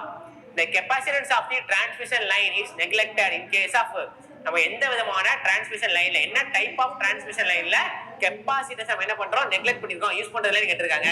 சோ ஷார்ட் டிரான்ஸ்மிஷன் லைன்ல நம்ம என்ன பண்ணல, கெபாசிட்டன்ஸை கன்சிடர் பண்ண மாட்டோம், கெபாசிட்டன்ஸை நெக்லெக்ட் பண்ணிடுவோம். ஓகேவா. சோ லாங் லைன்லயோ மீடியம் லைன்லயோ கெபாசிட்டன்ஸ் இன்க்ரீஸ் ஆகும். இந்த மீடியம் லைன்ல பொறுத்தா என்ன பண்ணுவோம், டி லைனா பை லைனா பார்ப்போம். சோ லாங் லைன்லயே கெபாசிட்டன்ஸ் ஆனது இன்க்ளூட் ஆகும். அப்ப ஷார்ட் டிரான்ஸ்மிஷன் லைன்ல தான் கெபாசிட்டன்ஸை நெக்லெக்ட் பண்ணிருப்போம். சரியா. சோ அடுத்து பார்க்கலாமா. சோ அடுத்து என்ன இருக்கு, as a frequency increases the surface resistance of the metal. So frequency increases na surface என்ன ஆகும், அதோட ரெசிஸ்டன்ஸ் எனக்கு இன்க்ரீஸ் ஆகும். அப்படிதானே. சோ மெட்டல்ல பொறுத்த வரைக்கும் frequency ஏற ஏற எனக்கு ரெசிஸ்டன்ஸ் இன்க்ரீஸ் ஆகும். அப்ப frequency ரெசிஸ்டன்ஸும் directly proportionalல இருக்கும். சரியா. சோ நெக்ஸ்ட் என்ன கொடுத்திருக்காங்க, in modeling the equivalent circuit of the short length overhead transmission line, the line resistance and inductance are only considered because the line capacitance ground is find it very small. ஏன் consider பண்ணலன்னா நமக்கு என்னவா இருக்கு, கெபாசிட்டன்ஸோட value ரொம்ப ரொம்ப கம்மியா இருக்கு. அப்ப கெபாசிட்டன்ஸ் கிரவுண்ட் வேல்யூ ரொம்ப ரொம்ப கம்மியா இருக்கு. சோ ஃபைனட் வேல்யூவா இருக்கு. பட் ஸ்மாலா இருக்கனா என்ன பண்ணல, அதை நம்ம கன்சிடர் பண்றது இல்ல. Only consider because of the line ground very small. ஓகேவா. சோ ஃபைனட் வேல்யூவா இருக்கு அண்ட் வெரி ஸ்மாலா இருக்கு, நம்ம என்ன பண்ணிக்கிறோம், அதை கன்சிடர் பண்ணிக்கிறோம். ஓகேவா. சோ அடுத்து போலாமா. சோ நெக்ஸ்ட் என்ன கொடுத்திருக்காங்க, in transmission line consists of which of the following distributed constant அதுல இருக்கக்கூடிய எல்லா distributed constant இருக்குன்னு பார்க்கறோம். ஃபர்ஸ்ட் இருக்கு resistance and inductance. transmission line எல்லாம் இருக்கு. resistance உண்டு, அடுத்து என்ன இருக்கும் நமக்கு capacitance இருக்கும், inductance இருக்கும், மூணுமே இருக்கும். என்ன கொடுத்திருக்காங்க resistance and inductance. inductance and shunt capacitance கிடையாது, இதுதான் கரெக்டா இருக்கும். சோ ரெசிஸ்டன்ஸ் இருக்கு, இண்டக்டன்ஸ் இருக்கு, ஷண்ட் அண்ட் சீரிஸ் கெபாசிட்டன்ஸ் இருக்கு. சோ இது எல்லாமே நமக்கு என்ன இருக்கும் டிரான்ஸ்மிஷன் லைன்ல இருக்கும். சரியா? சோ அடுத்து கொடுத்திருக்காங்க the dash causes a real power loss in the conductor of the transmission line. என்ன இருக்கு சீரிஸ் ரெசிஸ்டன்ஸ் நமக்கு என்ன பண்ணும் லாஸ் கிரியேட் பண்ணும், கெபாசிட்டன்ஸ் அது லாஸ் கிரியேட் பண்ணாது, கண்டக்டர் லாஸ் கிரியேட் பண்ணாது, ஷண்ட் கண்டக்டன்ஸ் இண்டக்டன்ஸ் இது எல்லாமே எனக்கு லாஸ் கிரியேட் பண்ணாது. சோ ரெசிஸ்டன்ஸ் நமக்கு என்னது energy loss power loss create பண்ணக்கூடியது ரெசிஸ்டன்ஸா இருக்கும். கெபாசிட்டர் இண்டக்டன்ஸ் ஆன எனக்கு என்ன இருக்கும் எனர்ஜி ஸ்டோரேஜ் டிவைஸா இருக்குமே தவிர எனர்ஜி லாஸ் டிவைஸா இருக்காது. சரியா? அப்ப ரெசிஸ்டன்ஸ் நமக்கு என்னது எனர்ஜி லாஸ் டிவைஸா இருக்கும். எனர்ஜியை டிசிபேட் பண்ணக்கூடியது எனர்ஜி டிசிபேட் பண்ண நமக்கு ரெசிஸ்டன்ஸா இருக்கு. சோ நெக்ஸ்ட் கொடுத்திருக்காங்க the power loss in the transmission line depends on. So power loss எல்லாம் டிபெண்ட் பண்ணி இருக்கு, கரண்ட் டிபெண்ட் பண்ணி இருக்கு, லெந்த் டிபெண்ட் பண்ணி இருக்கு, ரெசிஸ்டன்ஸ் டிபெண்ட் பண்ணி எல்லாமே கரெக்ட் தான். சோ லைனை பொறுத்த வரைக்கும் நமக்கு லெந்த் இன்க்ரீஸ் ஆக கரண்டோட லாஸ் நமக்கு என்ன ஆகும் ரெடியூஸ் ஆகும். அடுத்து ரெசிஸ்டன்ஸ் கொடுத்திருக்காங்க, ரெசிஸ்டன்ஸ் இன்க்ரீஸ் ஆச்சுன்னா கரண்ட் லாஸ் ஆனது இன்க்ரீஸ் ஆகும், பவர் லாஸ் ஆனது இன்க்ரீஸ் ஆகும். ஓகேவா? சோ லெந்த் இன்க்ரீஸ் ஆனா ரெடியூஸ் ஆகும், கரண்ட் இன்க்ரீஸ் ஆனா லாஸ் இன்க்ரீஸ் ஆகும், ரெசிஸ்டன்ஸ் இன்க்ரீஸ் ஆனாலும் லாஸ் இன்க்ரீஸ் ஆகும். அப்ப ஆல் ஆஃப் தி அபோவ் தான் கரெக்டா இருக்கும். சரியா? சோ பவர் லாஸ் ஆனது நம்ம லைன்ல இருக்கக்கூடிய ரெசிஸ்டன்ஸ் டிபெண்ட் பண்ணி இருக்கு, லெந்த் டிபெண்ட் பண்ணி இருக்கு, அதுல போகக்கூடிய கரண்ட்டையும் டிபெண்ட் பண்ணி இருக்கு. சரியா? சோ அடுத்து என்ன கொடுத்திருக்காங்க when transmission voltage is increased in n times conductor size என்னன்னு கேட்டிருக்காங்க. சோ கண்டக்டர் சைஸ் நமக்கு மாறப்பதான் கண்டக்டர் சைஸ் மாறாது, அதுல போகக்கூடிய கரண்ட் தான் சேஞ்ச் ஆகும். சோ கண்டக்டர் சைஸ் இது மாறாது, but none of the above conductor size சேமா தான் இருக்கும். நம்ம என்ன சொன்னா first voltage n times increase பண்ணா கரண்ட் வந்து 1/n டைம்ஸ் ரெடியூஸ் ஆகும், லாஸ் ஆனது 1/n² டைம்ஸ் ரெடியூஸ் ஆகும். சரியா? இங்க என்ன கொடுத்திருக்காங்க வோல்டேஜ் வந்து இன்கிரீஸ் பண்றாங்கன்னு கொடுத்திருக்காங்க n டைம்ஸ். அப்ப கரண்ட் என்ன ஆயிருக்கும் 1/n டைம்ஸ் ரெடியூஸ் ஆயிருக்கும், பவர் லாஸ் ஆனது 1/n² டைம்ஸ் ரெடியூஸ் ஆயிருக்கும். இங்க என்ன இருக்குன்னா none of the above தான் கரெக்ட். ஏன்னா நமக்கு கண்டக்டர் சைஸ் மாற போறது இல்ல. சோ கண்டக்டர் ஆனது எனக்கு சேம் சைஸ்ல தான் இருக்கும். நான் வோல்டேஜ் ஏத்துனாலும் நான் வோல்டேஜ் ரெடியூஸ் பண்ணா கண்டக்டர் சைஸ் மாற போறது கிடையாது. ஓகேவா? சோ நெக்ஸ்ட் என்ன கொடுத்திருக்காங்க the charging current in the transmission line. So transmission லைன்ல சார்ஜிங் கரண்ட் எப்படின்னு கேட்டிருக்காங்க. சோ சார்ஜிங் கரண்ட் ஆனது லீட் வோல்டேஜ் பை 90 டிகிரியா இருக்கும். சோ சார்ஜிங் கரண்ட் IC ன்னு சொல்லுவோம். சோ டிரான்ஸ்மிஷன் லைனை பொறுத்த வரைக்கும் சார்ஜிங் கரண்ட் ஆனது லீட் ஆகும். எதுல லீட் ஆகும் வோல்டேஜ்ல இருந்து 90 டிகிரி ஆனது 90 டிகிரி லீட் ஆகும். சரியா? சோ அடுத்து என்ன கொடுத்திருக்காங்க the stepping of the voltage during transmission line. so transmission lineல voltage step up பண்ண என்னன்னு கேட்டிருக்காங்க. so என்ன ரீசன் எதுக்காக step up பண்றோம்னா to reduce transmission losses. நம்மளோட losses குறைக்கிறதுக்காக என்ன பண்றோம் ஜெனரேட் பண்ற வோல்டேஜ step up பண்றோம். in case நான் step up பண்ணாம ஜெனரேட் பண்ற அதே 6.6 கிலோ வோல்ட்டையோ இல்ல 3.3 கிலோ வோல்ட் அப்படியே டிரான்ஸ்மிட் பண்ணா என்ன ஆகும் எனக்கு லாஸ் ஆகும். அப்ப ரிசீவிங் எண்ட்ல வரக்கூடிய வோல்டேஜ் லெவல் ரொம்ப மினிமமா இருக்கும். அதான் என்ன பண்றோம் ஜெனரேட் பண்ற வோல்டேஜ் ஜெனரேட்டிங் ஸ்டேஷன்ல என்ன பண்ணிருப்போம் வோல்டேஜ் ஸ்டெப் அப் பண்ண with help of step up transformer. So இந்த டிரான்ஸ்ஃபார்மர் பேஸ் பண்ணி என்ன பண்றோம் வோல்டேஜ் ஸ்டெப் அப் பண்றோம். சோ ஸ்டெப் அப் பண்றதால நமக்கு என்ன ஆகுது டு ரெடியூஸ் டிரான்ஸ்மிஷன் லாசஸ். மீதி எல்லாத்தையும் வருங்க எஃபிஷியன்சி இன்க்ரீஸ் ஆகுது, பவர் ட்ரான்ஸ்ஃபர் எஃபிஷியன்ட் கிடையாது. சோ மேக்ஸிமம் பவர் ட்ரான்ஸ்ஃபர் வராது. சோ மேக்ஸிமம் பவர் ட்ரான்ஸ்ஃபரா இருக்கட்டும் இல்ல எஃபிஷியன்ட் பவர் ட்ரான்ஸ்ஃபர் இதெல்லாம் எப்போ நடக்கும்னா எனக்கு அது லைன்ல இருக்கக்கூடிய ரெசிஸ்டன்ஸை டிபெண்ட் பண்ணி இருக்கும், வோல்டேஜை டிபெண்ட் பண்ணி இருக்காது. ஓகேவா? அதுல எவ்வளவு அமௌண்ட் ஆஃப் ரெசிஸ்டன்ஸ் இருக்கும் அதை பேஸ் பண்ணி தான் பவர் ட்ரான்ஸ்ஃபர் கேப்பபிலிட்டியோ இல்ல பவர் ட்ரான்ஸ்ஃபர் கெபாசிட்டியோ இருக்கும். சோ வோல்டேஜ் இன்க்ரீஸ் பண்றது மெயின் ரீசன் என்ன லாஸை ரெடியூஸ் பண்றதுக்கு. சரியா? சோ அடுத்து என்ன இருக்கு transmission voltage increases the percentage of the resistance now எனக்கு ரெடியூஸ் ஆகும். அப்படிதானே? என்ன செய்யும் வோல்டேஜை இன்க்ரீஸ் பண்ணா n டைம்ஸ் இன்க்ரீஸ் பண்ணா கரண்ட் ஆனது 1/n டைம்ஸ் ரெடியூஸ் ஆகும், பவர் லாஸ் ஆனது 1/n² டைம்ஸ் ரெடியூஸ் ஆகும். என்ன கேட்டிருக்காங்க ரெசிஸ்டன்ஸ் டிராப் தான் கேட்டிருக்காங்க. சோ கரண்ட் 1/n² ரெடியூஸ் ஆனா பவர் லாஸும் 1/n² டைம்ஸ் ரெடியூஸ் ஆகும். இப்ப பவர் லாஸ் ஆனது டிக்ரீசஸ் தான் கரெக்டான ஆப்ஷன் இருக்கும். Transmission voltage increases the percentage resistance drop ஆனது டிக்ரீசஸ். சரியா? சோ நெக்ஸ்ட் என்ன கொடுத்திருக்காங்க the 310 kilometre line consider as என்னன்னு கேட்டிருக்காங்க. சோ 310 கிலோமீட்டர் லைன் இருக்கலாம், அந்த லைனுக்கு பேர் என்னன்னா லாங் டிரான்ஸ்மிஷன் லைனா இருக்கும். சோ ஷார்ட் டிரான்ஸ்மிஷன் லைன்ங்கிறது அப் டு நமக்கு என்னவா இருக்கும்னா 100 கிலோ மீட்டரா இருக்கும். சோ அதுக்கு என்னவா இருக்கும்னா மீடியம்னா நமக்கு 100 to 150 கிலோமீட்டரா இருக்கும். அப்ப கிரேட்டர் தென் 200 100 to 200 வரைக்கும் மீடியமா இருக்கும். அப்ப கிரேட்டர் தென் 200 மீட்டர் எல்லாமே நமக்கு என்னவா இருக்கும்னா லாங் டிரான்ஸ்மிஷன் லைனா இருக்கும். அப்ப 310 கிலோமீட்டர் லைன் வந்து நமக்கு என்னவா இருக்கு, லாங் லைனாக இருக்கிறது. சரியா? சோ அடுத்த விஷயம் போலாமா? நெக்ஸ்ட் என்ன கொடுத்திருக்காங்க, கண்டக்டர் எக்ஸ்பீரியன்ஸ் ஸ்கின் எஃபெக்ட் இன். ஸ்கின் எஃபெக்ட் எப்ப எக்ஸ்பீரியன்ஸ் பண்ணோம், ஏசி அண்ட் டிசி வராது, டிசில கிடையாது, HVDC வராது. இப்ப ஏசில மட்டும் என்ன ஆகும், எனக்கு ஸ்கின் எஃபெக்ட் வரும். ஸ்கின் எஃபெக்ட் கண்டக்டரோட சர்ஃபேஸ்ல மட்டும் தான் கரண்ட் கான்சென்ட்ரேஷன் இருக்கிறதா ஸ்கின் எஃபெக்ட் அப்படின்னு சொல்லுவோம். அது ஒன்லி அவைலபிள் இன் ஏசி டிரான்ஸ்மிஷன்ல மட்டும் தான் இருக்கும். டிசி டிரான்ஸ்மிஷன்ல ஸ்கின் எஃபெக்ட் ஆனது வராது. சரியா? சோ நெக்ஸ்ட் என்ன கொடுத்திருக்காங்க, bundled conductor are used in. எங்க யூஸ் பண்றா பண்டில்ட் கண்டக்டர் பொறுத்த வரைக்கும், reduce corona loss, reduce surge impedance, reduce the radiation, எல்லாமே கரெக்ட் தான். ஆல் ஆஃப் தி அப்போ தான் எனக்கு கரெக்டா இருக்கும். சரியா? சோ பண்டில்ட் கண்டக்டர் பொறுத்த வரைக்கும் எல்லாத்துக்குமே யூஸ் பண்ணணும். அடுத்து corona is accompanied by. So corona எதுக்கெல்லாம் யூஸ் பண்றோம், சரி அக்கம்பனி இதெல்லாம் டிபெண்ட் பண்ணி இருக்கு. சோ கொரோனாக்கு நமக்கு ஹிஸ்ஸிங் நாய்ஸ் வரும், வயலட் க்ளோ வரும் அண்ட் ஓஷோன் ப்ரொடியூஸ் ஆகும். சோ வயலட் க்ளோ இருக்கா, சோ விசிபிள் வயலட் டிஸ்சார்ஜ் இருக்கு, ஹிஸ்ஸிங் நாய்ஸ் இருக்கு, ரேடியோ இன்டர்ஃபரன்ஸ் இருக்கு. அப்ப ஆல் ஆஃப் தி அப்போ தான் கரெக்ட். சோ கொரோனானா என்னன்னா, கண்டக்டர் சுத்தி இருக்க ஏர் ஆனது என்னவாக எனக்கு அந்த இன்சுலேட்டர் ஆக்ட் ஆயிட்டு இருக்கும். இப்போ கொரோனாவால அந்த ஏர் ஆனது எனக்கு கண்டக்டரா மாறும். எப்போ கண்டக்டரா மாறும், அந்த ஏர்ல இருக்கக்கூடிய இந்த லைன்ல போகக்கூடிய வோல்டேஜ் ஆனது அந்த ஏரோட டைஎலக்ட்ரிக் ஸ்ட்ரென்த்தை விட அதிகமாச்சுன்னா என்ன ஆயிரும், அந்த டைஎலக்ட்ரிக் ஸ்ட்ரென்த் பிரேக் ஆகி அந்த ஏர் ஆனது கண்டக்டரா மாறிடும். அப்படி கண்டக்டரா மாறும்போது என்ன ஆகுது, அந்த அதுல இருந்து ஒரு ஹிஸ்ஸிங் நாய்ஸ் வரும், ஒரு வயலட் க்ளோ வரும், ஓஷன் ப்ரொடியூஸ் ஆகும், ரேடியோ இன்டர்ஃபரன்ஸ் வரும். சரியா? சரி ஆல் ஆஃப் தி அப்போ தான் கரெக்டான ஆன்சரா இருக்கும். சோ அடுத்து என்ன கொடுத்திருக்காங்க, the changes of corona is maximum during. எப்போ மேக்ஸிமமா இருக்கும், ஹியூமிட் வெதர்ல. எப்போ எனக்கு என்னவா இருக்கும், ஹியூமிடா இருக்குமோ அப்பதான் எனக்கு என்ன இருக்கும், கொரோனாவானது மேக்ஸிமமா இருக்கும். ஸோ நம்ம வெயில் அடிக்கும் போதோ இல்லை சம்மர் சீசன்லயோ ட்ரை சீசன்லயோ கொரோனா வராது. ஸோ மழை காலத்துல என்ன ஆகும், அந்த கண்டை சுத்தி இருக்கக்கூடிய ஃபிளக்ஸ் ஆனது அதிகமா இருக்கும். ஸோ ஃபிளக்ஸ் அதிகமா இருக்க டைம்ல என்ன ஆகும், அதை சுத்தி இருக்கக்கூடிய டிஸ்சார்ஜ் வரும். அப்ப ஹியூமிட் கண்டிஷன்ல தான் நமக்கு என்னவா இருக்குன்னா கொரோனா வரது ரொம்ப ரொம்ப அதிகமா இருக்கும். விண்டர்ல வராது, சம்மர்லயும் வராது, ட்ரை சீசன்லயும் வராது. அப்ப ஹியூமிடிட்டி இருக்கும் போது தான் நமக்கு அதிகபட்சமா கொரோனா வரது மேக்ஸிமமாக இருக்கும். சரியா? சார் என்ன கொடுத்திருக்காங்க, which of the following is not related to the transmission and distribution of the electric power.